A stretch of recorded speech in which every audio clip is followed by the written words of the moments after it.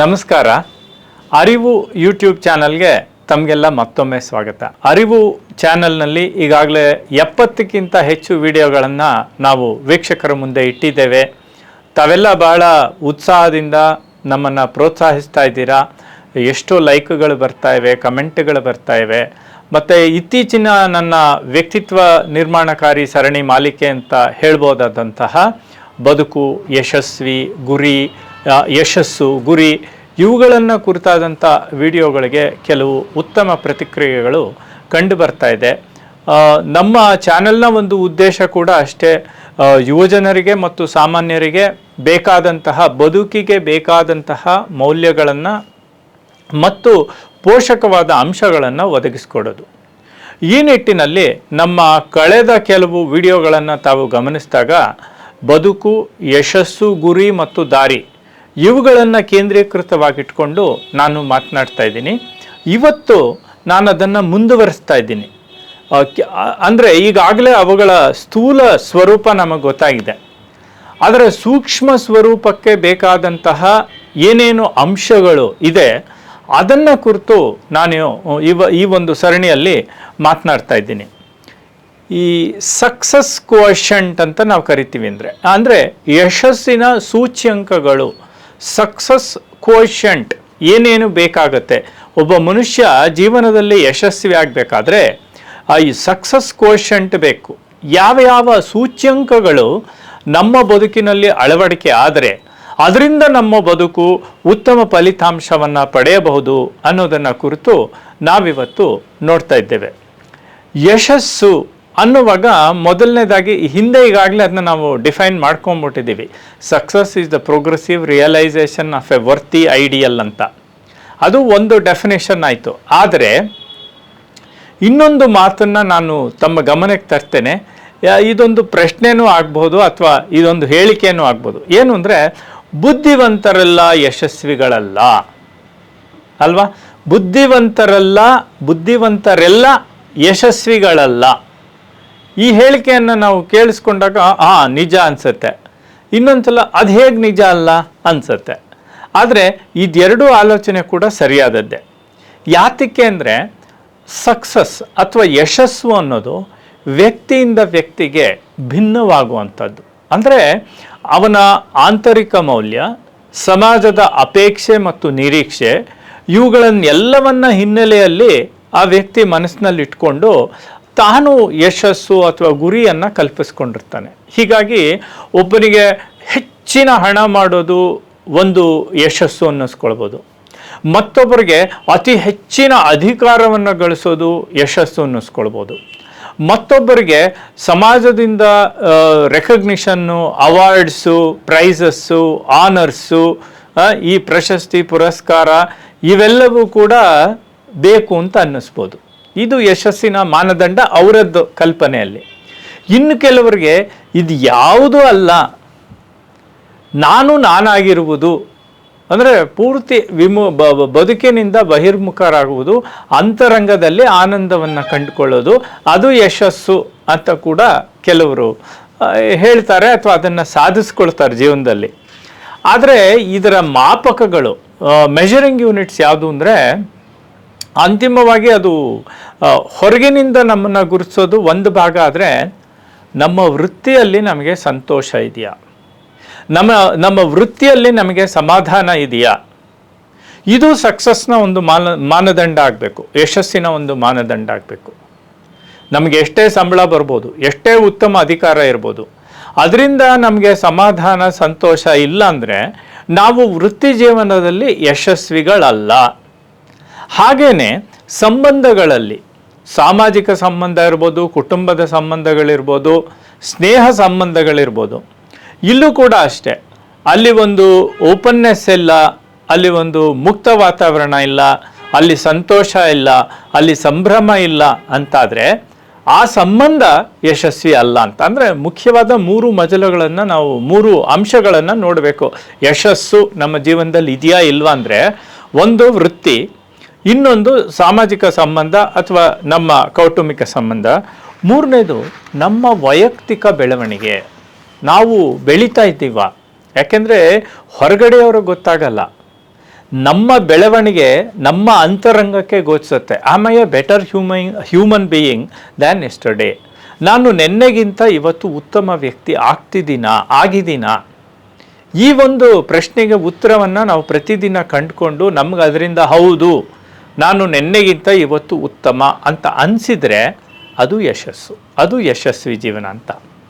ಆಮೇಲೆ ನಾನು ಆಗಲೇ ಹೇಳಿದಾಗೆ ಈ ಸಮಾಜ ಯಶಸ್ಸನ್ನೇ ಒಂದು ಮೌಲ್ಯವಾಗಿ ಇಟ್ಟಾಗ, ಸಕ್ಸಸ್ ನಾವೊಂದು ಪ್ಯಾರಾಮೀಟರ್ ಆಗಿ ಇಟ್ಕೊಂಡಾಗ ಹೇಗೆ ಕಾಲಾಂತರದಲ್ಲಿ ಅದು ಸ್ಥಿತ್ಯಂತರಗೊಂಡಿದೆ, ಅದು ಬದಲಾವಣೆಗೊಂಡಿದೆ ಅನ್ನೋದನ್ನು ಗಮನಿಸಬೇಕು. ವೇದ ಕಾಲದಲ್ಲಿ, ಉಪನಿಷತ್ತಿನ ಕಾಲದಲ್ಲಿ ಸಕ್ಸಸ್ ಅನ್ನೋದು ಸಮಾಜದಲ್ಲಿ ಹೇಗೆ ಗುರುತಿಸಲ್ಪಡ್ತಾ ಇತ್ತು, ಯಾರನ್ನ ಹೆಚ್ಚು ಆಧರಿಸ್ತಾ ಇದ್ರು ಅಂದರೆ, ಕಠೋಪನಿಷತ್ತಿನಲ್ಲಿ ಒಂದು ವಾಕ್ಯ ಬರುತ್ತೆ, ಕಶ್ಚಿತ್ ಧೀರಃ ಪ್ರತ್ಯಗಾತ್ಮಾನಮೈಕ್ಷದ್ ಆವೃತ್ತ ಚಕ್ಷುರ್ ಅಮೃತತ್ವಮಿಚ್ಛನ್. ಇದು ಅವತ್ತಿನ ಕಾಲದ ಯಶಸ್ಸಿನ ಫಾರ್ಮುಲಾ ಅಂತ ನಾವು ತಿಳ್ಕೊಳ್ಬೋದು. ಅಲ್ಲದು ಏನು ಹೇಳುತ್ತೆ ಅಂದರೆ, ಕಶ್ಚಿತ್ ಧೀರಃ, ಯಾವ ಧೀರನು, ಪ್ರತ್ಯಗಾತ್ಮಾನಮೈಕ್ಷತ್, ಹೊರಮುಖವಾಗಿರುವ ಇಂದ್ರಿಯಗಳನ್ನು ಒಳಮುಖವಾಗಿಸಿಕೊಂಡು, ಪ್ರತ್ಯಗಾತ್ಮಾನಮೈಕ್ಷತ್ ಆವೃತ್ತ ಚಕ್ಷುನ್ ಅಂದರೆ ಚಕ್ಷುಗಳನ್ನು, ಆ ಇಂದ್ರಿಯಗಳನ್ನು ಒಳಮುಖವಾಗಿಸಿಕೊಂಡು, ಆವೃತ್ತ ಚಕ್ಷುನ್ ಅಮೃತತ್ವಮಿಚ್ಛನ್, ಅವನ ಗುರಿಯೇನು? ಅಮೃತತ್ವವನ್ನು ಪಡೆದುಕೊಳ್ಳೋದು. ಅವನ ಯಶಸ್ಸಿನ ಗುರಿ ಏನು ಅಂತಂದರೆ, ಅವನು ಬಹಿರ್ಮುಖವಾದ ಇಂದ್ರಿಯಗಳನ್ನು ಒಳಮುಖವಾಗಿಸಿಕೊಂಡು ಅಂತರಾತ್ಮನನ್ನು ದರ್ಶಿಸಿ ಅಮೃತತ್ವವನ್ನು ಪಡೆದುಕೊಳ್ಳೋದು. ಇದು ಯಶಸ್ಸಿನ ಒಂದು ಮಾನದಂಡ ಆವಾಗ. ಆದರೆ ಭಗವದ್ಗೀತೆ ಕಾಲಕ್ಕೆ ಇದು ಸ್ವಲ್ಪ ಬದಲಾಗುತ್ತೆ. ಶ್ರೀಕೃಷ್ಣನ ಗೀತೆಯ ಪ್ರಕಾರ ಕರ್ಮಣ್ಯೇ ವಾದಿಕಾರಸ್ತೆ ಮಾ ಫಲೇಶು ಕದಾಚನ. ಅಂದರೆ ಇಂದ್ರಿಯಗಳನ್ನು ಈ ಲೋಕದಲ್ಲಿ, ಕ್ರಿಯೆಯಲ್ಲಿ, ಕರ್ಮದಲ್ಲಿ ತೊಡಗಿಸು. ಯು ಆರ್ ಎ ವಾರಿಯರ್, ನೀನೊಬ್ಬ ಕ್ಷತ್ರಿಯ, ನೀನು ಸೈನಿಕ, ನೀನು ಯುದ್ಧ ಮಾಡುವುದು ನಿನ್ನ ಧರ್ಮ, ನಿನ್ನ ಕರ್ಮ. ಆದರೆ ಅದರ ಫಲದ ಕಡೆಗೆ ನೀನು ಯೋಚನೆ ಮಾಡಬೇಡ. ನಿನಗೆ ಅದರ ಫಲದ ಮೇಲೆ ಅಧಿಕಾರವನ್ನು ಇಟ್ಕೊಳ್ಬೇಡ. ನಿನಗೆ ಕರ್ಮ ಮಾಡೋಕ್ಕಷ್ಟೇ ಅಧಿಕಾರ. ನಿನಗೆ ಪರೀಕ್ಷೆ ಬರಿಬೇಕು, ಪರೀಕ್ಷೆಗೆ ತಯಾರಾಗಬೇಕು ಅನ್ನೋದು ವಿದ್ಯಾರ್ಥಿಯ ಕರ್ಮ. ಆದರೆ ರಿಸಲ್ಟ್ ಏನು ಬರುತ್ತೆ ಅಂತ ಅವನು ಎಕ್ಸಾಮ್ ಬರೆಯುವಾಗ ಟೆನ್ಷನ್ ಮಾಡ್ಕೋಬಾರ್ದು, ಅಥವಾ ರಿಸಲ್ಟ್ ಏನಾಗುತ್ತೋ ಅಂತ ಹೆದರ್ಕೊಂಡು ಎಕ್ಸಾಮ್ಗೆ ಕಡಿಮೆ ತಯಾರಿ ಮಾಡ್ಕೋಬಾರ್ದು. ಅಂದರೆ ಹೇಗೆ ಮೌಲ್ಯಗಳು ಸ್ಥಿತ್ಯಂತರಗೊಳ್ತವೆ, ಬದಲಾವಣೆಗೊಳ್ಳುತ್ತೆ. ಸಕ್ಸಸ್ನ ಡೆಫಿನೇಷನ್ ನಮ್ಮ ಪರಂಪರೆಯಲ್ಲಿ ಹೇಗೆ ಬದಲಾಗ್ತಾ ಇದೆ ನೋಡಿ. ಇಂದ್ರಿಯಗಳನ್ನು ಅಲ್ಲಿ ಒಳಮುಖವಾಗಿಸ್ಕೊಂಡ್ಬಿಡು ಅಂತ ಏಕ್ದಮ್ ಒಂದೇ ಒಂದು ಫಾರ್ಮುಲಾ ಕೊಡ್ತಾರೆ. ಇಲ್ಲಿ ಭಗವದ್ಗೀತೆಯ ಕಾಲಕ್ಕೆ ನೀನು ಅದನ್ನು ತೊಡಗಿಸೋ, ಆದರೆ ಅದರ ಫಲಗಳನ್ನು ಅಪೇಕ್ಷಿಸಬೇಡ. ಇದು ಸಕ್ಸಸ್ನ ಫಾರ್ಮುಲಾ ಕೊಡ್ತಾರೆ. ಯಾಕೆಂತಂದರೆ ಹೊರಮುಖವಾಗಿ ನಡೆಯುವುದೇ ಇಂದ್ರಿಯಗಳ ಸ್ವಭಾವ. ಅಷ್ಟೊತ್ತಿಗೆ ನಾನಾ ಕಾರಣಗಳಿಂದ ಸಂಸ್ಕಾರಗಳಲ್ಲಿ, ಬೇರೆ ಬೇರೆ ಸಮಾಜದ ರೀತಿ ನೀತಿಗಳಲ್ಲಿ ಸ್ವಲ್ಪ ಡೈಲ್ಯೂಷನ್ ಆಗಿರ್ಬೋದು, ಏನೇನೋ ಕಾರಣಗಳಿರ್ಬೋದು. ಅದನ್ನು ನಾವಿಲ್ಲಿ ಚರ್ಚೆ ಮಾಡೋದು ಬೇಡ. ಆದರೆ ಹೇಗೆ ಬದಲಾಯಿತು ಅನ್ನೋದನ್ನ ಗಮನಿಸೋಣ. ಆ ಹೈಯೆಸ್ಟ್ ಐಡಿಯಲ್ನ ಇಲ್ಲಿ ಸ್ವಲ್ಪ ಇಳಿಸಿ ಮತ್ತೆ ಮೇಲಕ್ಕೆ ಎತ್ತುವ ಕರ್ಮ. ಅಂದರೆ ನಿನಗೆ ಫಲದ ಕಡೆ ನಿನ್ನ ಚಿಂತೆ ಬೇಡ, ಕರ್ಮ ಮಾಡು ಅಂತ ಹೇಳ್ತಾರೆ. ಇದಾದಮೇಲೆ ಪುರಾಣ ಕಾಲಕ್ಕೆ ಬಂದರೆ, ಅಂದರೆ ಎಪಿಕ್ಸ್ ಕಾಲಕ್ಕೆ ಬಂದರೆ, ನಾವು ಮಹಾಭಾರತ ಇರ್ಬೋದು, ರಾಮಾಯಣ ಇರ್ಬೋದು, ಇವುಗಳ ಕಾಲಕ್ಕೆ ಬಂದಾಗ ಅಲ್ಲಿ ಯಾವ ರೀತಿ ಬರುತ್ತೆ ಅಂದರೆ, ಅಲ್ಲೊಂದು ಆಗಲೇ ಎಕ್ಸ್ಪೆರಿಮೆಂಟ್ ಆಗಿರುತ್ತೆ. ಮತ್ತೆ ದೇ ವಿಲ್ ಗೋ ಬ್ಯಾಕ್. ಯಾವ ರೀತಿ ಅಂತ ಹೇಳ್ತೀನಿ ನೋಡಿ. ನಮ್ಮ ಚಂಡಕೌಶಿಕನ ಕತೆ, ವಿಶ್ವಾಮಿತ್ರನ ಕತೆ ನಮಗೆ ಗೊತ್ತು. ಅವನ ಪೂರ್ವಾಶ್ರಮದಲ್ಲಿ ಚಂಡಕೌಶಿಕ, ಅವನು ಬಹಳ ಟೈರೆಂಟ್ ರೂಲರ್. ಅವನು ವಸಿಷ್ಠನ ಮೇಲೆ ಚಾಲೆಂಜ್ ಮಾಡಿ ನಾನು ಬ್ರಹ್ಮ ಋಷಿ ಆಗ್ತೇನೆ ಅಂತ ಕುಳಿತುಕೊಳ್ತಾನೆ. ಅಷ್ಟಕ್ಕೆ ಎಷ್ಟು ಪ್ರಯತ್ನಗಳನ್ನು ಮಾಡ್ತಾನೆ ಅವನು. ಅವನು ಒಂದು ವಾಕ್ಯ ಹೇಳ್ತಾನೆ, ದಿಗ್ಬಲಂ ಕ್ಷತ್ರಿಯ ಬಲಂ ಬ್ರಹ್ಮ ತೇಜೋ ಬಲಂ ಬಲಂ. ಅವನು ಎಲ್ಲ ಫಾರ್ಮುಲಾ, ಎಲ್ಲ ಮಿಸೈಲ್ಸ್ ವೇಸ್ಟ್ ಆಗೋಗುತ್ತೆ. ಆವಾಗ ಅವನಿಗೆ ಅರ್ಥ ಆಗುತ್ತೆ, I cannot win by my physical power, ಅಥವಾ ನನ್ನ ಮಿಲಿಟರಿ ಇದರಿಂದ ನಾನು ಗೆಲ್ಲಕ್ಕಾಗಲ್ಲ. ದಿಗ್ಬಲಂ ಕ್ಷತ್ರಿಯ ಬಲಂ ಬ್ರಹ್ಮ ತೇಜೋ ಬಲಂ ಬಲಂ. ಇದನ್ನು ಪ್ರೂವ್ ಮಾಡ್ತಾ ಬರುತ್ತೆ ಈ ಕಥೆಗಳು. ರಾವಣ ಎಷ್ಟು ಬಲಿಷ್ಠ, ಅವನನ್ನು ಮಟ್ಟ ಹಾಕೋದು ಅಷ್ಟು ಸುಲಭ ಇತ್ತಾ? ಆದರೆ ರಾಮ ಅವನನ್ನು ಕೊಂದದ್ದು ಕ್ಷಾತ್ರ ಬಲಕ್ಕಿಂತ ಹೆಚ್ಚಾಗಿ ಬ್ರಹ್ಮಬಲದಿಂದ. ನೋಡಿ, ಎಲ್ಲ ಈ ಪುರಾಣದ ಯುದ್ಧಗಳಲ್ಲಿ ಕೊನೆಗೆ ಅವರು ಬಳಸೋದು ಯಾವ್ದು ಹೇಳಿ? ಬ್ರಹ್ಮಾಸ್ತ್ರ.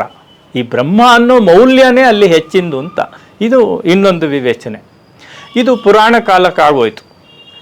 ಇವತ್ತಿನ ಕಾಲಕ್ಕೆ ನಾವು ಬಂದಾಗ ಸಕ್ಸಸ್ನ ಕೋಶಂಟ್ ಅಥವಾ ಸಕ್ಸಸ್ನ ಮಾಪಕಗಳು ಯಾವ ರೀತಿ ಕೆಲಸ ಮಾಡುತ್ತೆ ಅಂದರೆ, ಒಬ್ಬ ವ್ಯಕ್ತಿ ಯಶಸ್ವಿಯಾಗಿದ್ದಾನೆ, is a successful personality, is a successful individual ಅಂತ ನಾವು ಗುರುತಿಸೋಕ್ಕೆ ಬೇರೆ ಬೇರೆದು ನೋಡ್ಕೊಂಡು ಬಂದ್ವಿ. ನೋಡಿ, ನಮ್ಮ ಭಾರತದ ಸಂದರ್ಭದಲ್ಲಿ ತಗೊಂಡ್ರೆ ಸ್ವಾತಂತ್ರ್ಯದ ವಿಚಾರದ ಅಂದರೆ ಸ್ವಾತಂತ್ರ್ಯದ ಕಾಲದಲ್ಲಿ, ಸ್ವಾತಂತ್ರ್ಯಾನಂತರದ ಕೆಲವು ವರ್ಷ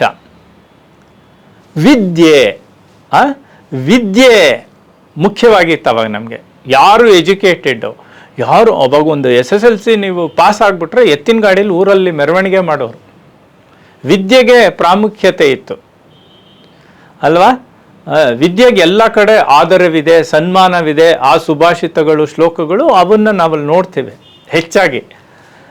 ಆಮೇಲೆ ದುಡ್ಡು, ಹಣಕ್ಕೆ ಪ್ರಾಮುಖ್ಯತೆ ಬರೋಕ್ಕೆ ಶುರು ಆಯಿತು. ವಿದ್ಯೆಯಿಂದ ಹಣಕ್ಕೆ ಶಿಫ್ಟ್ ಆದ್ವಿ. ಹಣದಿಂದ ಇವತ್ತು ಅಧಿಕಾರ ಬಲ.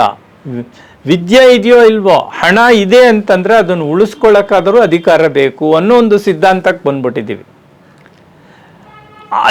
ಇದಲ್ಲದೆ ಇನ್ನೊಂದು ಸೆಲೆಬ್ರಿಟಿ ಇವತ್ತಿನ ಸಕ್ಸಸ್ ಏನಪ್ಪ ಅಂತಂದರೆ, ನಿಮಗೆ ಎಷ್ಟು ಲೈಕ್ಸ್ ಬರ್ತಾ ಇದೆ ಫೇಸ್ಬುಕ್ಕಲ್ಲಿ, ನಿಮ್ಮ ಇನ್ಸ್ಟಾಗ್ರಾಮ್ನ ಎಷ್ಟು ಜನ ನೋಡಿದ್ರು. ಇದು ಇನ್ನೊಂಥರ. ಅಂದರೆ ಹೇಗೆ ಸಮಾಜದಲ್ಲಿ ಈ ಸಕ್ಸಸ್ನ ನಾವು ರೇಟಿಂಗ್ ಹೇಗೆ ತಗೊಳ್ತೀವಿ ಅನ್ನೋಕ್ಕೆ ಉದಾಹರಣೆ.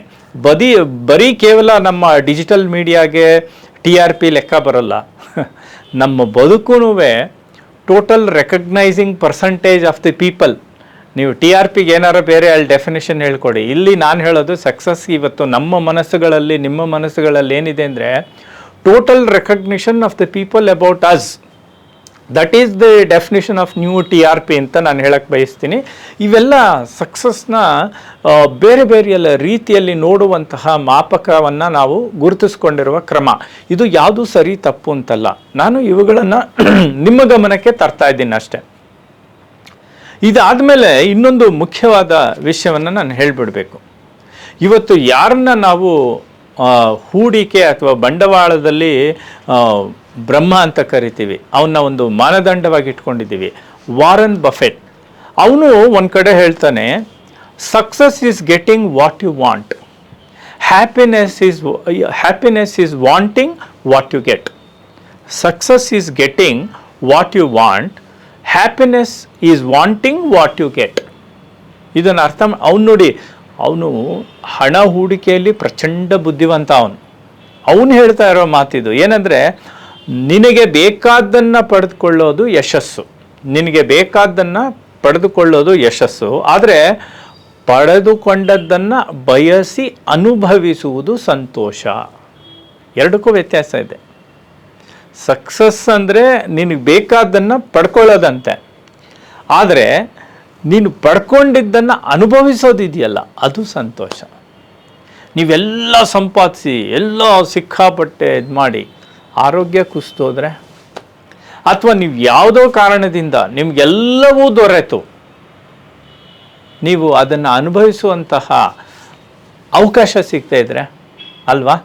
ನಾನು ಹೆಸರು ಹೇಳಬಾರ್ದು, ಕೆಲವರು ಫ್ರಾಡ್ ಮಾಡ್ತಾರೆ, ಕ್ರೈಮ್ ಮಾಡ್ತಾರೆ, ಎಲ್ಲ ಇರುತ್ತೆ. ಆದರೆ ಅನುಭವಿಸುವಂಥ ಯೋಗ ಅಥವಾ ಅದೊಂದು ಸಂದರ್ಭದಿಂದ ಅವರು ವಂಚಿತರಾಗ್ತಾರೆ.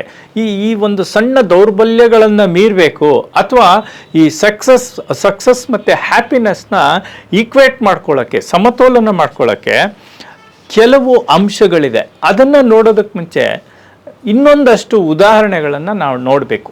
ಏನು ಅಂದರೆ, ಹಣ ಮತ್ತು ಸಾಧನೆಯೇ ಯಶಸ್ಸಲ್ಲ.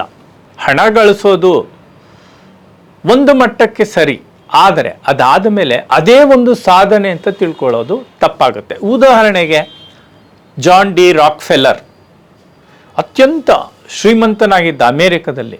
ಅವನಿಗೆ ಸಮಾಧಾನ ಇರಲಿಲ್ಲ, ಅವನಿಗೆ ಸಂತೋಷ ಇರಲಿಲ್ಲ, ನೆಮ್ಮದಿ ಇರಲಿಲ್ಲ. ಎಲ್ಲಿವರೆಗೆ? ಅವನು ಸ್ವಾಮಿ ವಿವೇಕಾನಂದರನ್ನು ಭೇಟಿಯಾಗುವವರೆಗೆ. ಅವನಲ್ಲಿ ಪರಿವರ್ತನೆಯನ್ನು ತಂದಂತಹ ಒಂದು ರೋಚಕವಾದ ಪ್ರಸಂಗ ಇದೆ. ಒಂದು ದಿನ ಬೆಳಿಗ್ಗೆ ಸ್ವಾಮೀಜಿಯವರು ಅವರ ಸ್ಟಡಿ ರೂಮ್ನಲ್ಲಿ ಏನೋ ಓದ್ತಾನೋ ಬರಿತಾ ಕೂತಿರ್ತಾರೆ. ಇವನು ರಾಕ್ ಫೆಲ್ಲರ್ ಬರ್ತಾನೆ.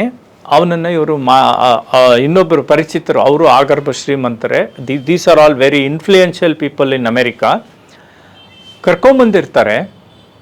ಈ ಮಾತು ಯಾಕೆ ಹೇಳ್ತಾ ಇದ್ದೀನಿ ಅಂದರೆ, ಹಣ ಮಾಡೋದೇ ದೊಡ್ಡ ಸಾಧನೆ ಅಲ್ಲ ಅಂತ. ಅವನ ಹತ್ರ ಅಷ್ಟೊಂದು ಹಣ ಸಂಗ್ರಹ ಆಗಿದೆ, ಅವನಿಗೆ ಮಾನಸಿಕವಾದಂಥ ಒಂದು ಸಮಾಧಾನ ಇಲ್ಲ. ತುಂಬ ಗೊಂದಲದಲ್ಲಿದ್ದಾನೆ, ನೋವಿನಲ್ಲಿದ್ದಾನೆ, ಸಂಕಟದಲ್ಲಿದ್ದಾನೆ. ವಿವೇಕಾನಂದರು ಅವನ್ನ ಒಂದು ಸ್ವಲ್ಪ ಹೊತ್ತು ಮಾತನಾಡಿಸ್ತಾರೆ, ಅವನಿಗೆ ಮನವರಿಕೆ ಮಾಡಿಕೊಡ್ತಾರೆ. ಏನಂತಂದರೆ, ಯು ಆರ್ ಎ ಟ್ರಸ್ಟಿ. ಭಗವಂತ ನಿನಗಿಷ್ಟು ಶ್ರೀಮಂತಿಕೆಯನ್ನು ಕೊಟ್ಟಿರೋದು ಯಾತಕ್ಕೆ ಅಂತಂದರೆ, ನೀನೊಬ್ಬ ಟ್ರಸ್ಟಿ ಅನ್ನೋ ದೃಷ್ಟಿಯಿಂದ ಅದನ್ನು ಬಳಸಬೇಕು ಅಂತ. ಅವನಿಗೆ ಅದೇನು ಪರಿವರ್ತನೆ ಆಗುತ್ತೋ ಅದಾದ ಕೆಲವು ದಿನಗಳು ಅವನು ತಕ್ಷಣ ಒಪ್ಕೊಳ್ಳಲ್ಲ. ಅವನು ಸ್ವಲ್ಪ ವ್ಯಗ್ರನಾಗೇ ಹೋಗ್ತಾನೆ. ಯಾರಿಗೆ ತಾನೇ ಅದು ನೀನು ಇಷ್ಟು ಗಳಿಸಿದ ಹಣನೆಲ್ಲ ಸ್ವಲ್ಪ ದಾನ ಧರ್ಮ ಖರ್ಚು ಮಾಡಪ್ಪ ಅಂತ ಹೇಳಿದ್ರೆ ಅವನಿಗೆ ಸಮಾಧಾನ ಆಗುತ್ತೆ. ದುಡ್ಡಿನ ಬಗ್ಗೆ ನಮಗಿರುವಂತಹ ಒಂದು ಸಂಬಂಧದ ಇದಿದೆಯಲ್ಲ ಕಲ್ಪನೆ, ಅಥವಾ ಒಂದು ಸಂಬಂಧ ಮನಸ್ಸಿನಲ್ಲಿ ನಾವು ರೂಢಿಸ್ಕೊಂಡಿರ್ತೀವಿ. ಕೆಲವರು ಅಂತಾರೆ ದುಡ್ಡು ಕೆಟ್ಟದ್ದು, ಇನ್ನು ಕೆಲವರು ಅಂತಾರೆ ದುಡ್ಡೇ ಬೇಕು ಅಂತ. ಇವೆಲ್ಲ ಬೇರೆ ಬೇರೆ ಎಕ್ಸ್ಟ್ರೀಮ್ಸು. ಅದನ್ನು ಸಮತೋಲನದಲ್ಲಿ ಇಟ್ಕೊಳ್ಳೋದು ಮುಖ್ಯ ನಾನು ಇಲ್ಲಿ ಹೇಳ್ತಾ ಇರೋದು.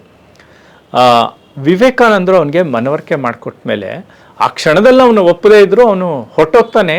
ಅದಾದ ಕೆಲವು ದಿನಗಳ ಬಳಿಕ ಅವನು ಒಂದು ದೊಡ್ಡ ಮೊತ್ತದ ಹಣವನ್ನು ರಾಕ್ ಫೆಲ್ಲರ್ ಫೌಂಡೇಶನ್ ನಿಧಿಯನ್ನು ಸ್ಥಾಪಿಸ್ತಾನೆ. ಅದು ಪ್ರತಿಭಾವಂತ ವಿದ್ಯಾರ್ಥಿಗಳಿಗಿರ್ಬೋದು, ಬಡ ವಿದ್ಯಾರ್ಥಿಗಳಿಗಿರ್ಬೋದು, ಇಟ್ಸ್ ಎ ಫೌಂಡೇಶನ್. ಆ ದೊಡ್ಡ ಮೊತ್ತದ ಚೆಕ್ಕನ್ನು ಅವನು ಕೊಟ್ಟಿದ್ದಕ್ಕೆ ದಾಖಲೆ ಇದನ್ನು ತಂದು ಇವ್ರ ಪಾಡಿಗೆ ಇವ್ರು ಓದ್ತಾ ಬರೀತಾ ಇರ್ತಾರೆ. ಬಂದು ಇವ್ರ ಟೇಬಲ್ ಮೇಲೆ ಹಿಂಗೆ ಹಾಕ್ತಾನೆ. See you have to thank me ಅಂತ ಅವನು ಏನು ಹೇಳ್ತಾನೆ, ಸ್ವಾಮೀಜಿ ವಿವೇಕಾನಂದರಿಗೆ ಹೇಳ್ತಾನೆ, ನೋಡಿ ನೀವು ಹೇಳಿದ ಕೆಲಸ ಮಾಡಿದ್ದೀನಿ, ನಿಮ್ಮ ಮಾತು ಕೇಳಿದ್ದೀನಿ, you have to thank me ಅಂತ. ಅವ್ರ ಕತ್ತು ಕೂಡ ಎತ್ತಲ್ಲ.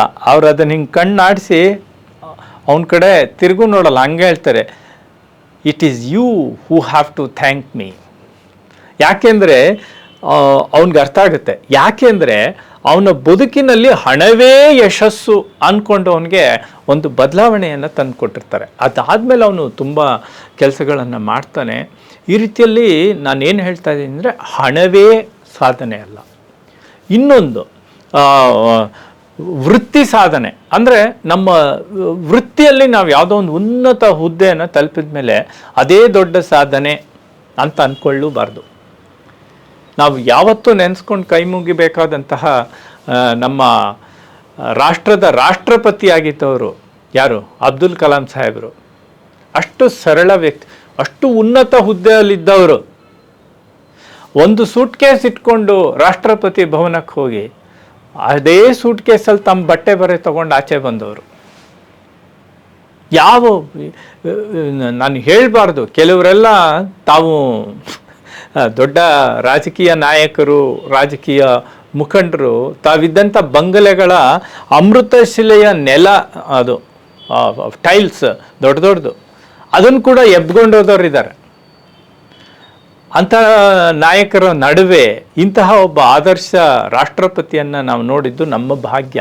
ಅಂದರೆ ಸಮಾಜದಲ್ಲಿ ಎಲ್ಲರೂ ಇರ್ತಾರೆ, ಆದರೆ ಈ ಮಾದರಿಗಳು ಅಂದರೆ ಇವ್ರಿಗೇನಂತಂದರೆ ಆ ಸಾಧನೆ, ಆ ವೃತ್ತಿಯ ಎತ್ತರ ಅವರ ಒಳ ವ್ಯಕ್ತಿತ್ವವನ್ನು ಚಿಕ್ಕದು ಮಾಡಲಿಲ್ಲ ಅಂತ ನಾವಿಲ್ಲಿ ಗಮನಿಸ್ಬೇಕಂದ್ರೆ, ಸಕ್ಸಸ್ ಕೋಶಂಟ್ನ ನಾವು ಗಮನಿಸ್ಬೇಕಾದ್ರೆ ಇವನ್ನೆಲ್ಲ ದೃಷ್ಟಿಯಲ್ಲಿ ಇಟ್ಕೊಳ್ಬೇಕು. ಹಣ ಮತ್ತು ವೃತ್ತಿಯ ಎತ್ತರವೇ ಅದೊಂದು ಮಾನದಂಡ ಅಲ್ಲ ಅಂತ. ಆಮೇಲೆ ಇನ್ನೊಂದು ಸೂಕ್ಷ್ಮವಾಗಿ ಗಮನಿಸಬೇಕು, ಇದನ್ನಾಗಲೇ ನಾವು ಮಾತಾಡಿದ್ದೀವಿ, ಚರ್ಚೆ ಮಾಡಿದ್ದೀವಿ. ಏನಂತಂದರೆ, ಸ್ವಸಂತೃಪ್ತಿ ಮತ್ತು ಸಂಬಂಧಗಳ ಮಾಧುರ್ಯ ಇದೆಯಲ್ಲ, ಅದು ಯಶಸ್ಸಿನ ಮುಖ್ಯ ಮಾನದಂಡವಾಗಬೇಕು. ಅಂದರೆ ಸ್ವಸಂತೃಪ್ತಿ, ನನ್ನ ಬಗ್ಗೆ ನನಗೆ ಸಮಾಧಾನ ಇರಬೇಕು, ಮತ್ತು ಸಂಬಂಧಗಳ ಮಾಧುರ್ಯ. ಒಟ್ಟು ನಮ್ಮ ಜೀವನ ಇದೆಯಲ್ಲ, ಇದು ನಾನು ಸನ್ಯಾಸಿ ಆಗಿರ್ಬೋದು, ಸಂತ ಆಗಿರ್ಬೋದು, ಮಹಾತ್ಮ ಆಗಿರ್ಬೋದು, ಅಥವಾ ಸಾಮಾನ್ಯ ಮನುಷ್ಯ ಆಗಿರ್ಬೋದು, ರಾಜಕೀಯ ನಾಯಕನಾಗಿರ್ಬೋದು, ನಟ ಆಗಿರ್ಬೋದು, ಏನೇ ಆಗಿರ್ಬೋದು. No man lives in isolation. ಯಾವ ವ್ಯಕ್ತಿಯೂ ಏಕಾಂಗಿಯಾಗಿ ಬದುಕಲಾರ. ಅವನು ಸದಾ ಇಬ್ಬರ ಜೊತೆ ಇರ್ತಾನೆ. ಒಂದು ತನ್ನ ಜೊತೆ ತಾನಿರ್ತಾನೆ, ಮತ್ತೊಬ್ಬರ ಜೊತೆ ಇರ್ತಾನೆ. ಮತ್ತೊಬ್ಬರು ಯಾರಾದರೂ ಆಗಿರ್ಬೋದು. ಅಂದರೆ ಈ ಸಮಾಜದ ಪ್ರತಿನಿಧಿಯಾಗಿ ಸ್ನೇಹಿತನೋ, ವೃತ್ತಿ ಬಾಂಧವನೋ, ಮನೆಯ ಸದಸ್ಯರೋ ಯಾರೋ ಇರ್ತಾರೆ. ಇಲ್ಲಿ ನಾನು ನನ್ನೊಳಗೊಬ್ಬ ಹೊರಗೊಬ್ಬ ಇದ್ದೀವಿ. ಅಂದರೆ ಈ ಟ್ರಯಾಂಗಲ್ಲು ಬ್ಯಾಲೆನ್ಸ್ ಆಗಿರಬೇಕು. ಅದು ಸಕ್ಸಸ್ ಕೋಎಫಿಷಿಯಂಟ್. ಇದೊಂದು ಸೂಕ್ಷ್ಮ ಅರ್ಥ ಮಾಡ್ಕೊಳ್ಬೇಕು. ಆವಾಗ ಮಾತ್ರ ನಮಗೆ ನಿಜವಾದ ಯಶಸ್ಸಿನ ಅನುಭವ ಸಿಕ್ಕುತ್ತೆ. ಎಲ್ಲ ಸಿಕ್ಕಿ ನಮ್ಗೆ ಯಾರೂ ಇಲ್ಲ ಅಂತಂದರೆ ಏನು ಪ್ರಯೋಜನ? ಒಂದು ಮಸಾಲೆ ದೋಸೆ ತಿನ್ನಬೇಕಾದ್ರೂ ಮಸಾಲೆ ದೋಸೆ ಚೆನ್ನಾಗಿದೆ ಅಂತ ಹೇಳೋಕ್ಕಾದ್ರೂ ಒಬ್ಬರ ಜೊತೆಗೆ ಬೇಕು. ಅಥವಾ ಆ ಮಸಾಲೆ ದೋಸೆನ ಇನ್ನೊಬ್ಬರಿಗೆ ತಿನ್ನಿಸಿ ಅವ್ರಿಗೂ ಆನಂದವನ್ನು ಕೊಡಬೇಕು ಅನ್ನೋ ಬುದ್ಧಿ ನಮಗೂ. ಅಂದರೆ ನಾನು ಹೇಳ್ತಾ ಇರೋದು, ಯಶಸ್ಸು ಅನ್ನೋದು ತೀರಾ ವೈಯಕ್ತಿಕವಾಗಿ ಕೂಡ ನಾವು ಪರಿಗಣಿಸಬೇಕಾಗಿಲ್ಲ ಅಂತ. ಒಟ್ಟು ಇದರ ಸಾರಾಂಶ ಏನಪ್ಪ ಅಂದರೆ, ಒಳ ಹೊರಗಿನ ಸಮತೋಲನ ಆಗಬೇಕು. ಅಂದರೆ ಇದು ಹೇಗೆ ಅಂತ ನಿಮ್ಗೆ ನಾನು ಹೇಳ್ತೀನಿ. ಈ ಒಳ ಹೊರಗಿನ ಸಮಾಧಾನ ಅಷ್ಟು ಸುಲಭವಾಗಿ ಸಿಗೋದಿಲ್ಲ. ತುಂಬ ಅಭ್ಯಾಸ ಮಾಡಬೇಕು. ಉದಾಹರಣೆಗೆ ನಾವು ನೀವೆಲ್ಲ ಪ್ರಯತ್ನ ಮಾಡಿರ್ತೀವಿ ಚಪಾತಿ ಲಟ್ಟಿಸೋದು. ಚಪಾತಿ ಲಟ್ಟಿಸ್ಬೇಕಾದ್ರೆ ಮಕ್ಕಳು ಇದನ್ನ ಖುಷಿಗೆ ಮನೇಲಿ ಮಾಡೋಕ್ಕೆ ಬರ್ತಾರೆ. ನಾವು ಅದೇ ಖುಷಿಲಿ ಮಾಡೋದು ಒಂದಷ್ಟೇನೋ ಪ್ರಯತ್ನ ಮಾಡಿ ಕಲ್ತಿರ್ತೀವಿ. ಚಪಾತಿಯನ್ನು ಲಟ್ಟಿಸುವ ಆರಂಭದಲ್ಲಿ ಏನಾಗುತ್ತೆ, ಪಾಪ ಮನೆ ಹೆಣ್ಮಗಳು ತಾಯಿನೋ ಯಾರೋ ಅದನ್ನು ರೌಂಡ್ ವರ್ತುಲಾಕಾರದಲ್ಲಿ ಇದು ಮಾಡಿಕೊಟ್ರು ಹಿಟ್ಟನ್ನು ಒತ್ತವಾಗ ಅದು ಸ್ಕ್ವೇರ್ ಆಗುತ್ತೆ, ರೆಕ್ಟ್ಯಾಂಗಲ್ ಆಗುತ್ತೆ, ಏನೇನೋ ಶೇಪ್ ಆಗಿಬಿಡುತ್ತೆ. ಯಾತಕ್ಕೆ? ಬ್ಯಾಲೆನ್ಸ್ ಮಾಡ್ತಾ ಇರಲ್ಲ, ನಾವು ಫೋರ್ಸ್ನ ಡಿಸ್ಟ್ರಿಬ್ಯೂಟ್ ಮಾಡ್ತಾ ಇರಲ್ಲ. ಅದು ಸಿದ್ಧಿಸ್ಕೊಳ್ಳೋಕ್ಕೆ ಎಷ್ಟು ಕಾಲ ಹಿಡಿಯುತ್ತೆ ಅಲ್ವಾ? ಹಾಗೆ ಬದುಕಿನಲ್ಲಿ ಈ ಸಕ್ಸಸ್ ಕೋಎಫಿಷಿಯಂಟ್, ಸಕ್ಸಸ್ ಕಾಂಪೊನೆಂಟ್ಸ್ ಏನಿದೆ ಅದನ್ನು ಈಕ್ವಲ್ ಆಗಿ ನಾವು ಬೆಳೆಸ್ಕೊಳ್ಬೇಕಂತಂದರೆ ಅಷ್ಟೇ ಸಮಾನವಾಗಿ ನಾವು ಎಲ್ಲದಕ್ಕೂ ಪ್ರಾಮುಖ್ಯತೆಯನ್ನು ಕೊಟ್ಟು ಅದನ್ನು ವೃದ್ಧಿ ಮಾಡಿಕೊಳ್ಬೇಕು.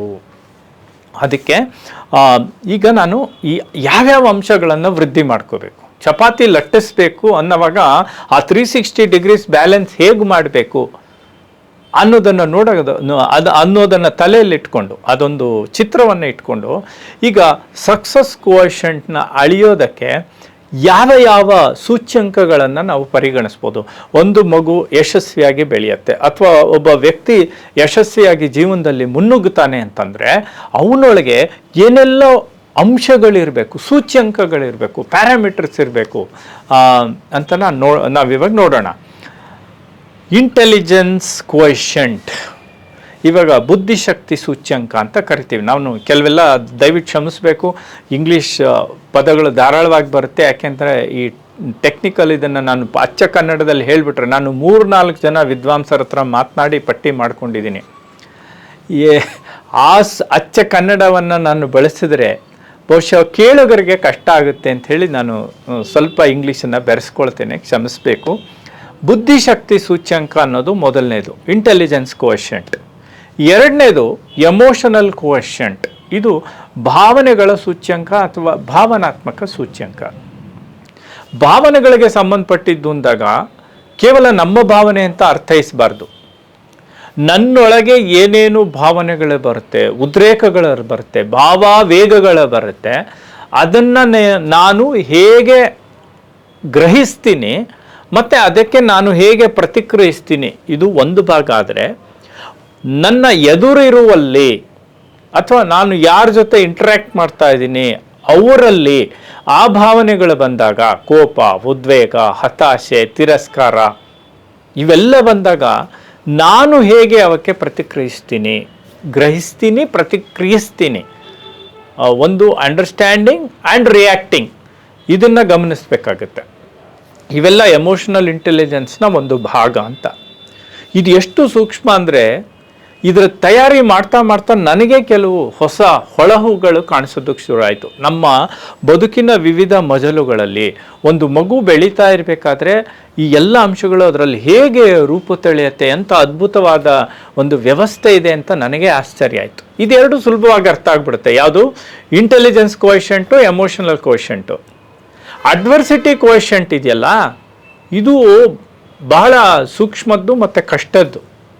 ಅಂದರೆ ಒಬ್ಬ ವ್ಯಕ್ತಿ ಅಡ್ವರ್ಸಿಟಿ ಅಂತಂದರೆ ಪ್ರತಿರೋಧಗಳು ಬಂದಾಗ, ತೊಂದರೆಗಳು ಬಂದಾಗ, ಅಡೆತಡೆಗಳು ಬಂದಾಗ ಹೇಗೆ ಅದನ್ನು ಎದುರಿಸ್ತಾನೆ ಅನ್ನೋದು ಮುಖ್ಯ ಆಗುತ್ತೆ. ಕೆಲವರು ನೋಡಿ, ನೀವು ಕೆಲವು ಮಕ್ಕಳು ಒಂದು ಚೂರು ರೆಸಿಸ್ಟೆನ್ಸ್ ಬಂದರೆ, ಒಂದು ಸ್ವಲ್ಪ ಏನೋ ಪ್ರತಿರೋಧ ಬಂದಾಗ ವಿಡ್ರಾ ಮಾಡ್ಕೊಂಬಿಡ್ತಾರೆ. They will easily withdraw. ಇನ್ನು ಕೆಲವ್ರು ಏನು ಮಾಡ್ತಾರೆ, ಅದನ್ನು ಮೀರಿ ನಿಲ್ತಾರೆ, ಹೋರಾಡ್ತಾರೆ, ಗೆಲ್ತಾರೆ. ಕೆಲವು ಸಲ ಅಷ್ಟೇ ಅಲ್ಲ, ಆ ಎದುರಾಳಿಯನ್ನು ತುಳಿದು ಹಾಕಕ್ಕೆ ನೋಡ್ತಾರೆ. ಇದು ಅವರ ಒಂದು ರೀತಿಯ ಒಂದು ಪ್ರತಿಕ್ರಿಯೆ. ನನಗಿಲ್ಲಿ ಒಂದು ಸಂದರ್ಭ ನೆನಪಾಗುತ್ತೆ. ಈ ಅಡ್ವರ್ಸಿಟಿ ಕೋಯೆಷಂಟ್ ಯಾವ ರೀತಿ ಕೆಲಸ ಮಾಡುತ್ತೆ ಅಂತ. ಇದು ನಾನು ಜಸ್ಟ್ ಒಂದು ಎಕ್ಸಾಂಪಲ್ ಹೇಳ್ತಾ ಇದ್ದೀನಿ. ನಿಮಗೆಲ್ಲ ರಾಮಾಯಣದ ವಾಲಿ ಸುಗ್ರೀವ ಗೊತ್ತು. ಇವರಿಬ್ಬರು, ವಾಲಿ ಇದರ ರಾಜ, ವಾನರ ರಾಜ, ಬಲಶಾಲಿ ಅವನು. ಅವನ ಕೊರಳಲ್ಲಿ ಇಂದ್ರನ ಮಣಿಯ ಸರ ಇರುತ್ತೆ. ಅಂದರೆ ಆ ಮಣಿ ಸರ ಇರೋವರೆಗೂ ಅವನು ಯಾರೂ ಗೆಲ್ಲಕ್ಕಾಗಲ್ಲ, ಅಷ್ಟು ಪ್ರತಾಪಿ ಅವನು. ಒಂದ್ಸಲ ರಾವಣನ್ನೇ ಮಟ್ಟ ಹಾಕ್ತವನು.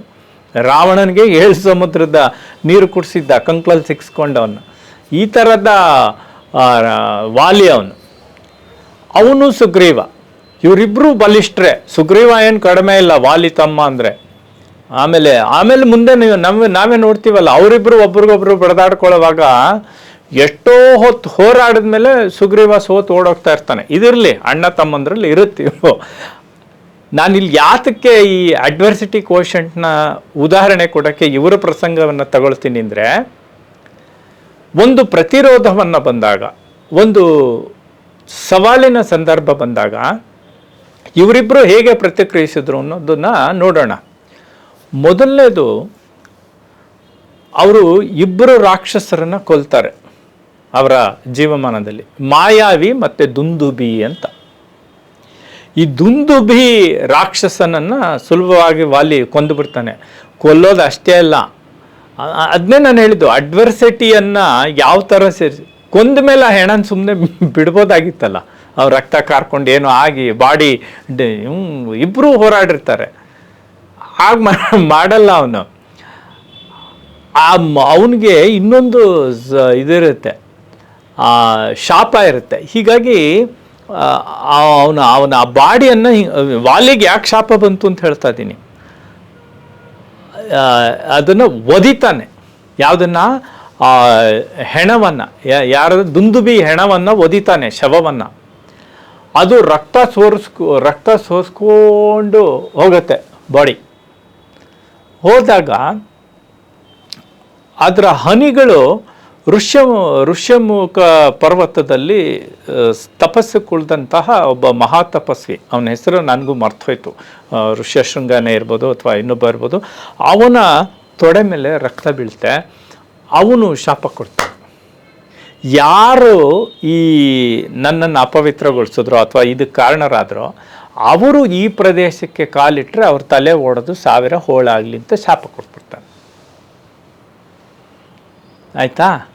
ಈಗ ಇದು ಒಂದಾಯಿತು. ಇದು ಒಂದು ಭಾಗ, ವಾಲಿಗೆ ಯಾಕೆ ಶಾಪ ಬಂತು ಅಂತ. ಅಡ್ವರ್ಸಿಟಿನ ಎದುರಿಸೋದ್ರಲ್ಲೂ ಸ್ವಲ್ಪ ವಿವೇಚನೆ ಇರಬೇಕು ಅಂತ ನಾನು ಹೇಳ್ತಾ ಇರೋದು. ಎಮೋಷ್ನಲ್ ಈ ಕೋಶೆಂಟ್ಸಲ್ಲಿ ಅಡ್ವರ್ಸಿಟಿ ಕೋಶೆಂಟ್. ದುಂದುಬಿನೇನೋ ಕೊಂದರು ಸರಿ, ಈ ಮಾಯಾವಿ ಇದಾನಲ್ಲ, ಇವನಿಗಿಂತ ದುಂದುಬಿ ಅನ್ನುವ ರಾಕ್ಷಸನಿಗಿಂತ ಮಹಾಛತ್ರಿ ಇವನು, ಬಲಿಷ್ಠ. ಜೊತೆಗೆ ಅವನೇನು ಮಾಡ್ತಾನೆ, ರಾಕ್ಷಸರಿಗೆ ರಾತ್ರಿ ಹೊತ್ತು ಶಕ್ತಿ ಜಾಸ್ತಿ ಅಂತಾರೆ, ಅದಕ್ಕೆ ರಾತ್ರಿ ಬೀಟ್ ಪೊಲೀಸು ಜಾಸ್ತಿನ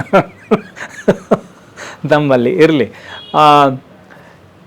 ಇವನೇನು ಮಾಡ್ತಾನೆ, ಮಾಯಾವಿ ರಾತ್ರಿ ಬಂದು ಚಾಲೆಂಜ್ ಮಾಡ್ತಾನೆ ವಾಲಿ ಸುಗ್ರೀವ್ನ, ಬನ್ರೋ ಯುದ್ಧಕ್ಕೆ, ನನ್ನ ಸೋದರನನ್ನು ಕೊಂದಾಗಲ್ಲ, ನನ್ನನ್ನು ಕೊಲ್ಲು ಬಾ ಅಂತ. ಪಾಪ ತಾರೆ ರಿಕ್ವೆಸ್ಟ್ ಮಾಡ್ಕೊ, ವಾಲಿ ಹೆಂಡತಿ ರಿಕ್ವೆಸ್ಟ್ ಮಾಡ್ಕೊತಾಳೆ, ಬೇಡ ರೀ, ಕತ್ಲು ಹೊತ್ತು ಇಷ್ಟೊತ್ತಲ್ಲಿ ಹೋಗ್ಬಿಡಿ, ಬೆಳಗ್ಗೆ ಯುದ್ಧ ಮಾಡಿದ್ರು. ಅವನು ಕೇಳಲ್ಲ. ಅವನು ನೋಡಿ, ಅವನು ಯುದ್ಧ ಹೊರಡ್ತಾನೆ, ರಾತ್ರಿಯನ್ನು ಹಗಲೇನು, ಶತ್ರು ಕರೆದ ಅಂದ್ರೆ ಯುದ್ಧ ಮಾಡಬೇಕು. ಜೊತೆಗೆ ಸುಗ್ರೀವನ ಹೋಗ್ತಾನೆ, ಅಟ್ಟಿಸ್ಕೊಂಡು ಹೋಗ್ತಾರೆ. ಇವನೇನು ಮಾಡ್ತಾನೆ, ಮಾಯಾವಿ ಒಂದು ಗುಹೆ ಒಳಗೆ ಹೊಟ್ಟೋಗ್ತಾನೆ. ಗುಹೆ ಒಳಗೆ ಹೊಟ್ಟೋದ್ರೆ ಇವನು ವಾಲಿ ಹೇಳ್ತಾನೆ ಸುಗ್ರೀವಿಂಗೆ, ನೀನು ಹೊರಗಡೆ ಕಾಯ್ಕೊಂಡಿರೋ, ನಾನು ಒಳಗೋಗಿ ಅವನ್ನ ಬಡ್ದಾಕಿ ಬರ್ತೀನಿ ಅಂತ. ಇವನು ಬಾಗಿಲಿಗೆ ಕಾಯ್ತಾನೆ ಕಾಯ್ತಾನೆ ಕಾಯ್ತಾನೆ ಕಾಯ್ತಾನೆ. ಎಷ್ಟು ದಿನ ಆದರೂ ಅವನು ವಾಲಿ ಆಚೆನೇ ಬರ್ತಾ ಇಲ್ಲ, ಎಷ್ಟೊತ್ತಾದರೂ ಎಷ್ಟು ದಿನ ಆದರೂ. ಆಮೇಲೆ ಏನಾಗುತ್ತೆ, ಒಂದು ಆರ್ತನಾದ ಕೇಳಿ ಬರುತ್ತೆ, ಸಾವಿನ ಆಕ್ರಂದನ ಕೇಳಿ ಬರುತ್ತೆ, ರಕ್ತ ನೊರೆ ನೊರೆಯಾಗಿ ಆಚೆಗೆ ಹರಿದು ಬರುತ್ತೆ. ಸುಗ್ರೀವಂಗೆ ಯೋಚನೆ ಆಗುತ್ತೆ, ಅರೇ ನಮ್ಮ ಅಣ್ಣ ವಾಲಿನೇ ಏನಾದ್ರು ಕೊಂದುಬಿಟ್ನ, ಇವನು ವಾಲಿನ ಅವನು ಮಾಯಾವಿ ಕೊಂದುಬಿಟ್ನ ಅಂತ ಯೋಚನೆ ಮಾಡಿ ಒಂದು ದೊಡ್ಡ ಬಂಡೆಯನ್ನು ಅಡ್ಡ ಇಟ್ಬಿಡ್ತಾನೆ. ಯಾಕೆ ಆ ರಾಕ್ಷಸ ಈಚೆ ಬರದೇ ಇರಲಿ ಅಂತ. ಇಲ್ಲಿ ನೋಡಿ, ಅಡ್ವರ್ಸಿಟಿ ಕೋಎಫಿಷಿಯಂಟ್ನ ನಾನು ವಿವರಣೆ ಕೊಡೋಕ್ಕೆ ಪ್ರಯತ್ನ ಮಾಡ್ತಾ ಇದ್ದೀನಿ. 3 ಅಂಶಗಳನ್ನು ಗಮನಿಸಿ. ಒಂದು, ಇವನ ಅಡ್ವರ್ಸಿಟಿ ಕೋಎಫಿಷಿಯಂಟ್ ಸ್ಟ್ರಾಂಗ್ ಇದ್ದಿದ್ರೆ ಸುಗ್ರೀವಂದು, ಅವನು ಹೇಳಬೇಕಿತ್ತು, ಅಣ್ಣ ನೀನು ರಾಜ, ನೀನು ಕ್ಷೇಮವಾಗಿರಬೇಕು, ನೀನು ಬದುಕಿದ್ರೆ ಪ್ರಜೆಗಳು ನಾವು ಎಲ್ಲ ಕ್ಷೇಮವಾಗಿರ್ತೀವಿ, ನೀನು ಹೊರಗಿರು, ನಾನು ಹೋಗ ರಾಕ್ಷಸನ್ನ ಕೊಂದು ಬರ್ತೀನಿ. ಇದು ಒಂದು. ಎರಡನೇದು, ಇವನು ಅಷ್ಟು ಬಲಿಷ್ಠ ನಮ್ಮ ಅಣ್ಣ ಅಂತ ಗೊತ್ತಿರೋವಾಗ್ಲೂ ಮಾಯಾವಿ ಅವನನ್ನು ಕೊಂದಿರ್ಬೋದು ಅಂತ ಹೇಗೆ ಕಲ್ಪಿಸ್ಕೊಂಡ ಅಂದರೆ ಇವನು ಸ್ವಲ್ಪ ಪುಕ್ಲ ಇರಬೇಕು. ಇದು ಎರಡನೇ ಅಂಶ. ಅಂದರೆ ಅಡ್ವರ್ಸಿಟಿ ಕೋಶಂಟಲ್ಲಿ ಇವನು ಓಡೋಗಕ್ಕೆ ನೋಡ್ತಾ ಇದ್ದಾನೆ. ಸ್ವಲ್ಪ ಮಟ್ಟಿನ ಹೇಡಿತನ ಸುಗ್ರೀವನಲ್ಲಿ ಇತ್ತು ಅಂತ ನಾನು ಹೇಳ್ತಾ ಇದ್ದೀನಿ. ನೀವು ಒಪ್ಬೋದು ಬಿಡ್ಬೋದು. ಆಮೇಲೆ ಏನು ಮಾಡ್ತಾನೆ, ಇವನು ಕಲ್ಲಿಟ್ಟು ಹೋಗ್ತಾನೆ. ವಾಲಿ ಬಂದು ಆಮೇಲೆ ಇವನ್ನ ರಿಪೇರಿ ಮಾಡ್ತಾನೆ. ಕಲ್ಲನ್ನು ಒದ್ದು ಆಚೆಗೆ ಬಂದು, ಏನೋ ನನಗೆ ಕಾಯ್ಕೊಂಡಿರೋ ಅಂತಂದರೆ ನೀನು ಬಂದು ಇಲ್ಲಿ ನೀನೇ ರಾಜ ಆಗ್ಬಿಟ್ಟಿದ್ಯಲ್ಲ ಮಾರಾಯ ಅಂಥೇಳಿ ಅವರಿಬ್ಬರು ಬಡದಾಟ ಶುರು ಆಗುತ್ತೆ. ಇದು ಯಾಕೆ ಹೇಳಿದೆ ಅಂದರೆ, ಆಮೇಲೂ ಅಷ್ಟೇ ಎಷ್ಟು ಸಲ ಅವನು ವಾಲಿ ಕೈಲಿ ಹೊಡೆಸ್ಕೋತಾನೆ. ಆಮೇಲೆ ರಾಮನ ಸಹಾಯ ತಗೊಂಡು ಕೊಲ್ತಾನೆ. ವಾಲಿ ಅವಾಗಲೂ ಹೇಳ್ತಾನಲ್ಲ ರಾಮನಿಗೆ, ಅಯ್ಯೋ ಎಷ್ಟು ಸಣ್ಣ ಟಾಸ್ಕ್ ಇದು, ಸೀತೆನ ಹೋಗಿ ರಾವಣಂಗೆ 2 ಕಪಾಳ ಕೊಟ್ಟು ಕರ್ಕೊಂಬರ್ತಾ ಇದ್ದೆ, ಅದಕ್ಕೆ ನನ್ನ ಯಾಕಯ್ಯ ಕೊಂದೆ ನೀನು ಅಂತ. ಅವೆಲ್ಲ ಬೇರೆ ಪ್ರಶ್ನೆ. ಅದು ನಾನಿಲ್ಲಿ ಏನು ಹೇಳ್ತಾ ಇದ್ದೀನಿ ಅಂದರೆ, ಅಡ್ವರ್ಸಿಟಿ ಕೋಎಫಿಷಿಯಂಟ್ ವಾಲಿ ಮತ್ತು ಸುಗ್ರೀವ ನಮ್ಮೊಳಗೆ ಇದ್ದಾರೆ. ಅದರಿಂದ ಎಚ್ಚರದಿಂದ ನಾವಿದನ್ನು ಅರ್ಥ ಮಾಡ್ಕೊಳ್ಬೇಕು. ಅಡ್ವರ್ಸಿಟಿ ಕೋಶಂಟ್ ಅಂದರೆ ಸವಾಲುಗಳು, ಪ್ರತಿರೋಧಗಳು, ಅಡೆತಡೆಗಳು ಬಂದಾಗ ನಾವು ಅದನ್ನು ಹೇಗೆ ಪರಿಗಣಿಸ್ತೀವಿ, ಹೇಗೆ ಎದುರಿಸ್ತೀವಿ ಅಂತ. ತಾವೆಲ್ಲ ಮತ್ತೊಮ್ಮೆ ಈ ರಾಮಾಯಣಕ್ಕೆ ಹೋಗಬೇಕು. ನಮ್ಮ ಪುರಾಣಗಳೆಲ್ಲ ಸುಮ್ಮನೆ ನಮ್ಮ ಯುವಜನರು ಹೇಳ್ತಾರಲ್ಲ ಚೋಡ್ ಕತೆ ಅಲ್ಲ ಅದು. ಅದರಲ್ಲಿ ತುಂಬ ಮೌಲ್ಯಗಳಿವೆ ನೋಡಿ. ಈ ಕೋಶಂಟ್ಸ್ ಏನು ನಾವು ಹೇಳ್ತಾ ಇದ್ದೀವಿ, ಸಕ್ಸಸ್ ಕೋಶಂಟ್ಸು, ಅದೆಲ್ಲವನ್ನು ನಾವಿಲ್ಲಿ ಕಾಣೋಕ್ಕೆ ಸಾಧ್ಯ ಇದೆ. ನಾನು ಒಂದೊಂದು ಎಲ್ಲೆಲ್ಲಿ ಸಾಧ್ಯವೋ ಅಲ್ಲಲ್ಲಿ ಇದನ್ನು ಹೇಳ್ತಾ ಹೋಗ್ತೀನಿ. ಅಡ್ವರ್ಸಿಟಿ ಕೋಶಂಟಲ್ಲಿ ನಾನು ಹೇಳ್ತಾ ಇರೋದು ವಾಲಿ ಸ್ಟ್ರಾಂಗರ್ ದೆನ್ ಸುಗ್ರೀವ ಅಂತ. ಅಲ್ಟಿಮೇಟ್ ರಿಸಲ್ಟ್ ಏನಾಯಿತೋ ನನಗೆ ಬೇಕಾಗಿಲ್ಲ, ಅಥವಾ ಈ ಸಂದರ್ಭಕ್ಕೆ ಅದು ಅನ್ವಯ ಆಗಲ್ಲ. ಆದರೆ ಒಟ್ಟು ಸಾರಾಂಶ ಇಷ್ಟು. ಇಬ್ಬರ ನಡತೆಯನ್ನು, ಅದರ ಫಲಿತಗಳನ್ನು ನೋಡಿದಾಗ ನಮಗಿದು ಗೋಚರವಾಗುತ್ತೆ. ಅದಾದಮೇಲೆ ಕ್ರಿಯೇಟಿವಿಟಿ ಕೋಶಂಟ್, ಅಡ್ವರ್ಸಿಟಿ ಕೋಶಂಟ್ ಆದಮೇಲೆ ಸಕ್ಸಸ್ ಪ್ಯಾರಾಮೀಟರ್ಸ್ ಅಥವಾ ಸಕ್ಸಸ್ ಕೋಶಂಟ್ಸ್, ಅದರಲ್ಲಿ ಇಂಟರ್ನಲ್ ನಾವು ಡಿವೈಡ್ ಮಾಡಿಕೊಂಡಾಗ ಕ್ರಿಯೇಟಿವಿಟಿ ಕೋಶಂಟ್ ಅಂದರೆ ಸೃಜನಾತ್ಮಕವಾಗಿ ವ್ಯಕ್ತಿ ಆಲೋಚನೆ ಮಾಡೋದು. ಹೀಗೇ ಮಾಡಬೇಕು ಅಂತೇನಿಲ್ಲ. ಇಲ್ಲದಿದ್ದರೆ ಯಾವ ಅನ್ವೇಷಣೆಯು, ಹೊಸ ವಸ್ತುಗಳು, ಹೊಸ ಆವಿಷ್ಕಾರಗಳು ಈ ಜಗತ್ತಿನಲ್ಲೇ ಆಗ್ತಾ ಇರಲಿಲ್ಲ. ಈ ಕ್ರಿಯೇಟಿವಿಟಿ ಕೋಶಂಟು ಮನುಷ್ಯನಲ್ಲಿ ಸುಪ್ತವಾಗಿರುತ್ತೆ. ಅದನ್ನು ಜಾಗೃತವಾಗಿಸ್ಕೊಳ್ಳೋದಕ್ಕೆ ಶಿಕ್ಷಣ ಆಗಲಿ, ಪರಿಸರ ಆಗಲಿ ಹೇಗೆ ನೆರವಾಗಬೇಕು ಅಂತ ನಾವು ನೋಡಬೇಕಾಗುತ್ತೆ. ನೋಡಿ, ಒಬ್ಬ ಕೇವ್ ಮ್ಯಾನಿಂದ, ಗುಹಾಮಾನವನಿಂದ, ಆದಿಮಾನವನಿಂದ ಇವತ್ತಿನ ಆಧುನಿಕ ಜಗತ್ತಿನವರೆಗೆ ನಾವು ಬಂದಿದ್ದೇವೆ ಅಂತಂದರೆ ಅದರಲ್ಲಿ ಕ್ರಿಯೇಟಿವಿಟಿ ಕೋಶಂಟ್ ಎಷ್ಟಿದೆ ಲೆಕ್ಕ ಹಾಕಿ. ಒಂದು ಚಕ್ರವನ್ನು ಕಂಡುಹಿಡಿಯೋದಿರ್ಬೋದು, ಬೆಂಕಿಯನ್ನು ಕಂಡುಹಿಡಿಯೋದಿರ್ಬೋದು. ಈ ಪ್ರಪಂಚದ ಎಲ್ಲ ಪ್ರಾಣಿಗಳು, ಅಂದರೆ ಒಂದು ಕಾಲದ ದೈತ್ಯ ಪ್ರಾಣಿಗಳು ನಾಶವಾಗಿ ಹೋದರೂ ಕೂಡ ಮನುಷ್ಯ ಬದುಕ್ತಾ ಇದ್ದಾನೆ. ಹೇಗೆ ಸಾಧ್ಯ? ಅವನು ಕೇವಲ ಅವನಿಗಿರೋದು 2 ಕಾಲು, 4 ಕಾಲಿಲ್ಲ. ಚಿರತೆ ಅಷ್ಟು ಓಡೋಕ್ಕಾಗಲ್ಲ ಅವನು, ಆದರೆ ಅವನು ಚಿರತೆಯನ್ನು ಪಳಗಿಸ್ತಾನೆ.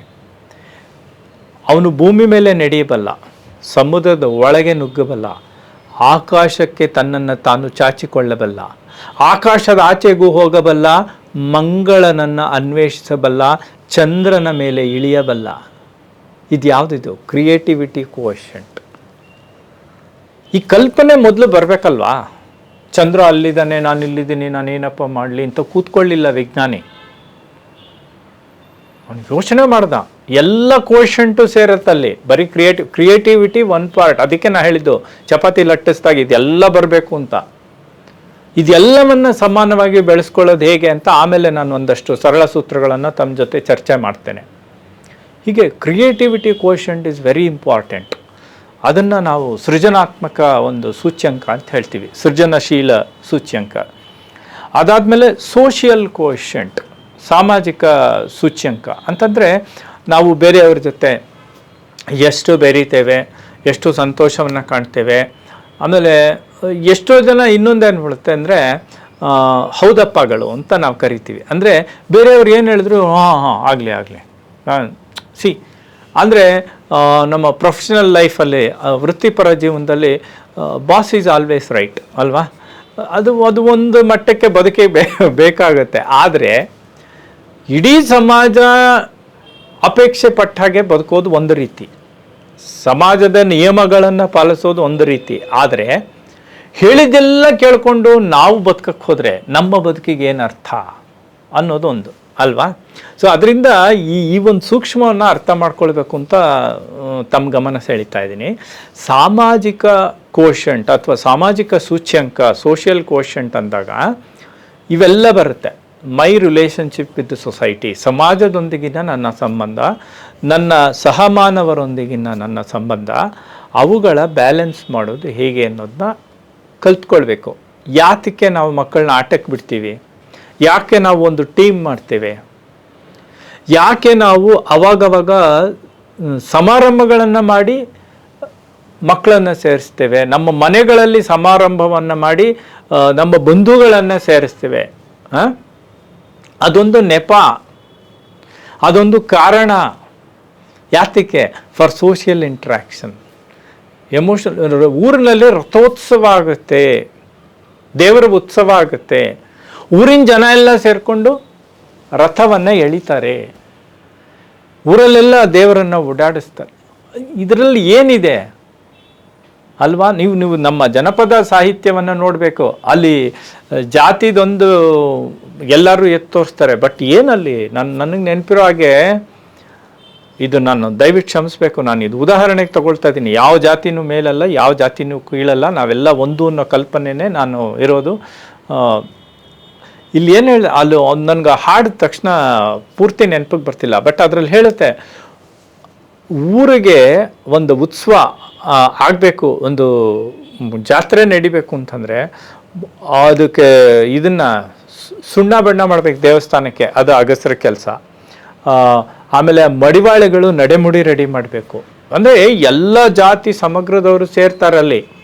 ಆಮೇಲೆ ತಮಟೆ ಬಾರ್ಸೋಕ್ಕೆ ಒಂದು ವರ್ಗ ಬೇಕು, ದೊಂದಿ ಹಿಡಿಯೋಕೆ ಒಬ್ಬರು ಬೇಕು, ಆಮೇಲೆ ದೇವರನ್ನ ಎತ್ಕೊಂಡು ಓಡಾಡ್ಸೋಕೆ ಒಂದಷ್ಟು ಜನ ಬೇಕು.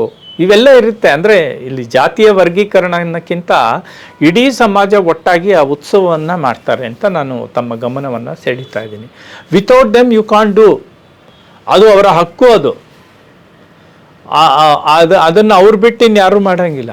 ಪಂಜಿಡಿಯೋಕೆ ಅವನೇ ಬರಬೇಕು, ಇಲ್ಲ ಅವ್ರ ಮನೆತನದವ್ರು ಯಾರಾದರೂ ಬರಬೇಕು. ಯಾರೂ ಅದನ್ನು ಮಾಡೋದಕ್ಕಲ್ಲಿ ಅಧಿಕಾರವೇ ಇಡೀ ಸಮಾಜ ಒಪ್ಪಲ್ಲ. ಮೊಹರಂ ಹಬ್ಬ ಆದರೆ ಬಣ್ಣ ಹಾಕೋಕ್ಕೆ, ಹುಲಿ ವೇಷ ಹಾಕೋಕ್ಕೆಲ್ಲ ಬೇರೆಯವರು ಸೇರ್ಕೊಳ್ತಾರೆ. ನಮ್ಮ ಹಳ್ಳಿಗಳಲ್ಲಿ ನೋಡ್ಬೇಕು ನೀವು. ಅಂದರೆ ನಾನು ಇದು ಯಾಕೆ ಹೇಳ್ತೀನಿ ಅಂತಂದರೆ, ಈ ಸಾಮಾಜಿಕ ಈ ಕೋಶಂಟ್ ಇದೆಯಲ್ಲ, ಸಾಮಾಜಿಕ ಸೂಚ್ಯಂಕ, ಇದರ ವೃದ್ಧಿಗೆ ಇವೆಲ್ಲ ಕಾರಣ ಆಗುತ್ತೆ. ಊಟ ಮಾಡ್ತೀವಿ, ಅವತ್ತು ಊರಿನವ್ರಿಗೆಲ್ಲ ಊಟ, ಎಲ್ಲ ಒಟ್ಟಿಗೆ ಸಹಪಂಕ್ತಿ, ಎಲ್ಲರೂ ಸೇರ್ತಾರೆ, ಎಲ್ಲರೂ ಅಡುಗೆ ಮಾಡ್ತಾರೆ, ಎಲ್ಲರೂ ಊಟ ಮಾಡ್ತಾರೆ. ಇದೆಲ್ಲ ಇನ್ಬಿಲ್ಟ್ ಅಂತ ನಾನು ಹೇಳ್ತಾ ಇದ್ದೀನಿ. ಆದರೆ ಇವತ್ತು ನಾವು ಮತ್ತೆ ಅದನ್ನು we have to revisit and rebuild, because ನಾವೇನಾಗಿದ್ದೀವಿ, we have become nuclear families. ಅದನ್ನು, ಆ ಮೌಲ್ಯಗಳನ್ನು ನೆನಪು ಮಾಡ್ಕೊಳ್ತಾ ಇದ್ದೀವಿ ಮತ್ತೆ ಮತ್ತೆ. ಅದಾದಮೇಲೆ physical quotient. Physical quotient is very important. ಯಾತಕ್ಕೆ ಮಾತು ಹೇಳ್ತೀನಿ, ಒಬ್ಬ ವ್ಯಕ್ತಿ ಗಟ್ಟಿಯಾಗಿಲ್ಲದೆ ಇದ್ದರೆ ಇನ್ನು ಅವನಲ್ಲಿ ಇನ್ಯಾವ ಕೋಶಂಟು ನೆಲೆ ಆಗೋಕ್ಕೆ ಸಾಧ್ಯ ಇಲ್ಲ. ಶರೀರ ಮಾಧ್ಯಮ ಖಲು ಧರ್ಮ ಸಾಧನಂ. ಶರೀರ ಗಟ್ಟಿಯಾಗಿದ್ದರೆ ಮಾತ್ರ ನಿನ್ನಿಲ್ಲವು. ಧರ್ಮ ಅಂದ್ರೆ ಇಲ್ಲಿ ಇದಲ್ಲ, ಉಳಿದೆಲ್ಲ ಮೌಲ್ಯಗಳು. ಧರ್ಮ ಅನ್ನೋದು ಮೌಲ್ಯ ಅನ್ನೋ ದೃಷ್ಟಿಯಿಂದ ತಗೋಬೇಕು. Muscles of iron, nerves of steel and an intellect made of thunder bolt ಅಂತ ವಿವೇಕಾನಂದರು ಹೇಳಿದ್ದು ಈ ದೃಷ್ಟಿಯಿಂದನೇ. ನಾವು ಉದಾಹರಣೆ ಮತ್ತೆ ಮಹಾಭಾರತಕ್ಕೆ ಹೋಗೋಣ. ಮಹಾಭಾರತದಲ್ಲಿ ನಾವು ನೋಡೋದು ಫಿಸಿಕಲ್ ಇದನ್ನು ನೋಡ್ತೀವಿ ಅಂತಂದರೆ, ಸೂಚ್ಯಂಕ ಫಿಸಿಕಲ್ ಕೋಶನ್ ನೋಡ್ತೀವಿ ಅಂದರೆ ನಮಗೆ ಭೀಮ ನೆನಪಾಗ್ತಾನೆ, ದುರ್ಯೋಧನ ನೆನಪಾಗ್ತಾನೆ, ಅರ್ಜುನ ನೆನಪಾಗ್ತಾನೆ. ಧರ್ಮರಾಯನಲ್ಲಿರಲಿಲ್ವಾ?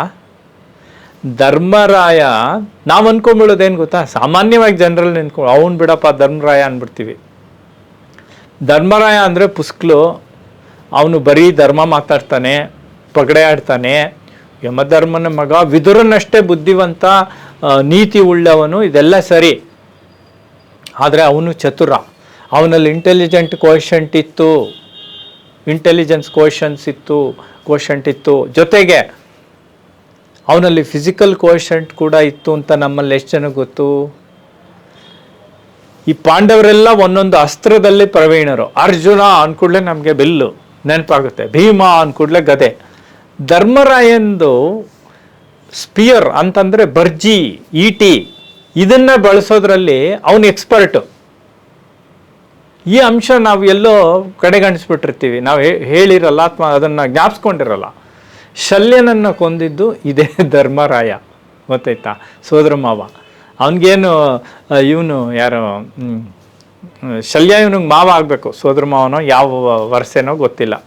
ಒಟ್ಟಿನಲ್ಲಿ ಧರ್ಮರಾಯನಿಗೆ ಗೀತೋಪದೇಶ ಆಗಲಿಲ್ಲ. ಯಾಕೆ ಅಂದ್ರೆ ಅವನಲ್ಲ ವಿಸ್ಡಮ್ ಇತ್ತು. ಕೊನೆ ಕ್ಷಣದವರೆಗೂ ಯುದ್ಧವನ್ನು ತಡಿ ಅಂತಲೇ ಹೇಳಿದ್ರು ಕೂಡ ಒಂದ್ಸಲ ಯುದ್ಧ ಶುರು ಆದಮೇಲೆ ಮಧ್ಯ ಒಂದು 2-3 ಸಲ ಬೇಜಾರು ಮಾಡ್ಕೊಳ್ತಾನೆ ಹೊರತು ಸ್ಟ್ರಾಂಗ್ ಆಗಿ ನಿಂತ್ಕೊಂಡು ಯುದ್ಧ ಮುಗಿಸ್ಬೇಕು ಅಂತ ನಿಲ್ತಾನೆ. ಅವನು ಬಿಡೋದಿಲ್ಲ. ಅವನು ಶಲ್ಯನನ್ನು ಅವನು ಕೊಲ್ತಾನೆ. ಅವನು ಶಸ್ತ್ರ ಪ್ರವೀಣ. ಅವನು ಯಾವುದರಲ್ಲಿ? ಭಲ್ಲೆ, ಈ ಬರ್ಜಿ, ಈಟಿ, ಇದರಲ್ಲಿ. ಇದು ಯಾಕೆ ಹೇಳಿದೆ ಅಂದರೆ ಫಿಸಿಕಲ್ ಕೋಶಂಟ್ ಇರಬೇಕಾಗತ್ತೆ, ಇಲ್ಲದೆ ಅಂದರೆ ಏನು ಪ್ರಯೋಜನ ಆಗಲ್ಲ.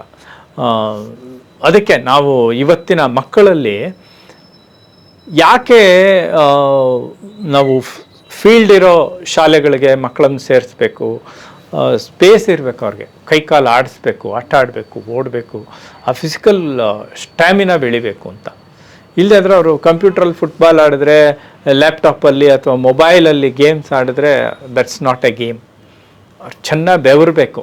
ಸೊ ಫಿಸಿಕಲ್ ಕೋಶಂಟ್ ಹಿರಿಯರಿಗೂ ಬೇಕು, ಕಿರಿಯರಿಗೂ ಬೇಕು. ಇದ್ರ ಬಗ್ಗೆ ನಾನು ಮತ್ತೆ ನಿಧಾನವಾಗಿ ದೀರ್ಘವಾಗಿ ಬರ್ತೀನಿ, ಸದ್ಯಕ್ಕೆ ಇಷ್ಟು ಸಾಕು. ಇದಾದಮೇಲೆ ಕೊನೆಯದು 7ನೇದು ಸ್ಪಿರಿಚುವಲ್ ಕೋಶಂಟ್ ಅಂತ ಕರಿತೀವಿ. ಸ್ಪಿರಿಚುವಲ್ ಕೋಶಂಟ್ ಅಂದರೆ ಆಧ್ಯಾತ್ಮಿಕವಾದಂಥ ಅಥವಾ ಧಾರ್ಮಿಕವಾದಂತಹ ಸೂಚ್ಯಂಕಗಳು. ಇದು ಯಾತಕ್ಕೆ ಬೇಕು ಅಂತಂದರೆ ಇದು ಕೂಡ ಮಾನಸಿಕ ಸಮತೋಲನವನ್ನು ಕಾಪಾಡ್ಕೊಳ್ಳೋಕ್ಕೆ ಬೇಕು, ಮೌಲ್ಯ ವಿವೇಚನೆಗೆ ಬೇಕು, ಮತ್ತು ಬದುಕಿನಲ್ಲಿ ತಪ್ಪುಗಳನ್ನು ಮಾಡಿದಾಗ ಅದಕ್ಕೊಂದು ಪ್ರಾಯಶ್ಚಿತ್ತ ಮಾರ್ಗ ಅಂತಲೂ ಎಲ್ಲೋ ಒಂದು ಸೂತ್ರ ಇರಬೇಕು. ಹೀಗಾಗಿ ಈ ಧಾರ್ಮಿಕ ವಿವೇಚನೆ, ಧರ್ಮದ ಸೂಚ್ಯಂಕ ಕೂಡ ನಮ್ಮ ನಿರ್ಮಾಣದಲ್ಲಿ, ನಮ್ಮ ಸಕ್ಸಸ್ ಕೋಶಂಟಲ್ಲಿ ಒಂದು ಅಂಶ ಅಂತ ತಮ್ಮ ಗಮನಕ್ಕೆ ತರ್ತೇನೆ.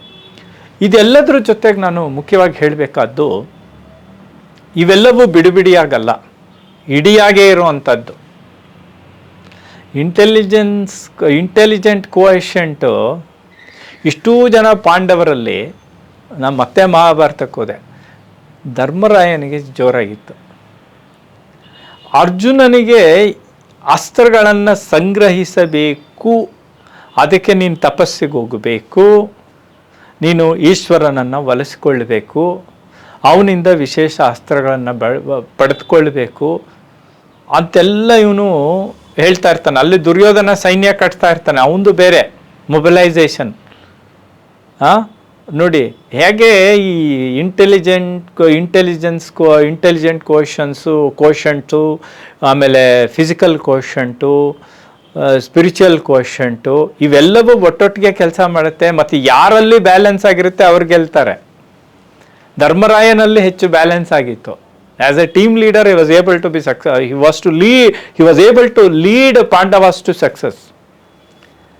ದುರ್ಯೋಧನ ಅಲ್ಲಿ ಫಿಸಿಕಲಿ ಸೈನ್ಯ ಮೊಬಿಲೈಸ್ ಮಾಡ್ತಾ ಇದ್ದ, ಅವನು ಸಂಖ್ಯೆ ಅವನು ನೋಡ್ತಾ ಇದ್ದ.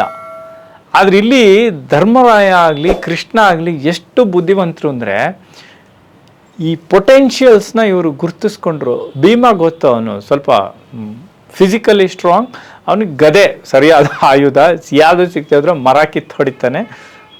ಅರ್ಜುನನಿಗೆ ಟ್ಯಾಕ್ಟಿಕಲ್ ಫೈಟರ್, ಅವನಿಗೆ ಬಿಲ್ಲು ಬಾಣ, ಬರೀ ಬಾಣ ಆಗಲ್ಲ, ಯಾಕೆಂದರೆ ಅಲ್ಲಿ ಸಂಖ್ಯೆ ಜಾಸ್ತಿ ಬೆಳೀತಾ ಇದೆ ಅಂತ ಇವ್ರಿಗೆ ರಿಪೋರ್ಟ್ ಇರುತ್ತೆ. ಸೊ ಅಸ್ತ್ರಗಳು ಬೇಕು. ಯಾವ್ಯಾವ ಅಸ್ತ್ರಗಳನ್ನು ಇವರು ಸಂಗ್ರಹಿಸ್ಬೋದು? ಇಂದ್ರನಿಂದ ಪಡ್ಕೋ, ಅಲ್ಲೊಂದು ಶಾಪನೂ ಸಿಕ್ತು ಬಿಡಿ, ಅದರಿಂದ ಅವನು ಬೃಹನ್ನಳೆ ಆಗ್ತಾನೆ, ಅವೆಲ್ಲ ಬೇರೆ ಕತೆ.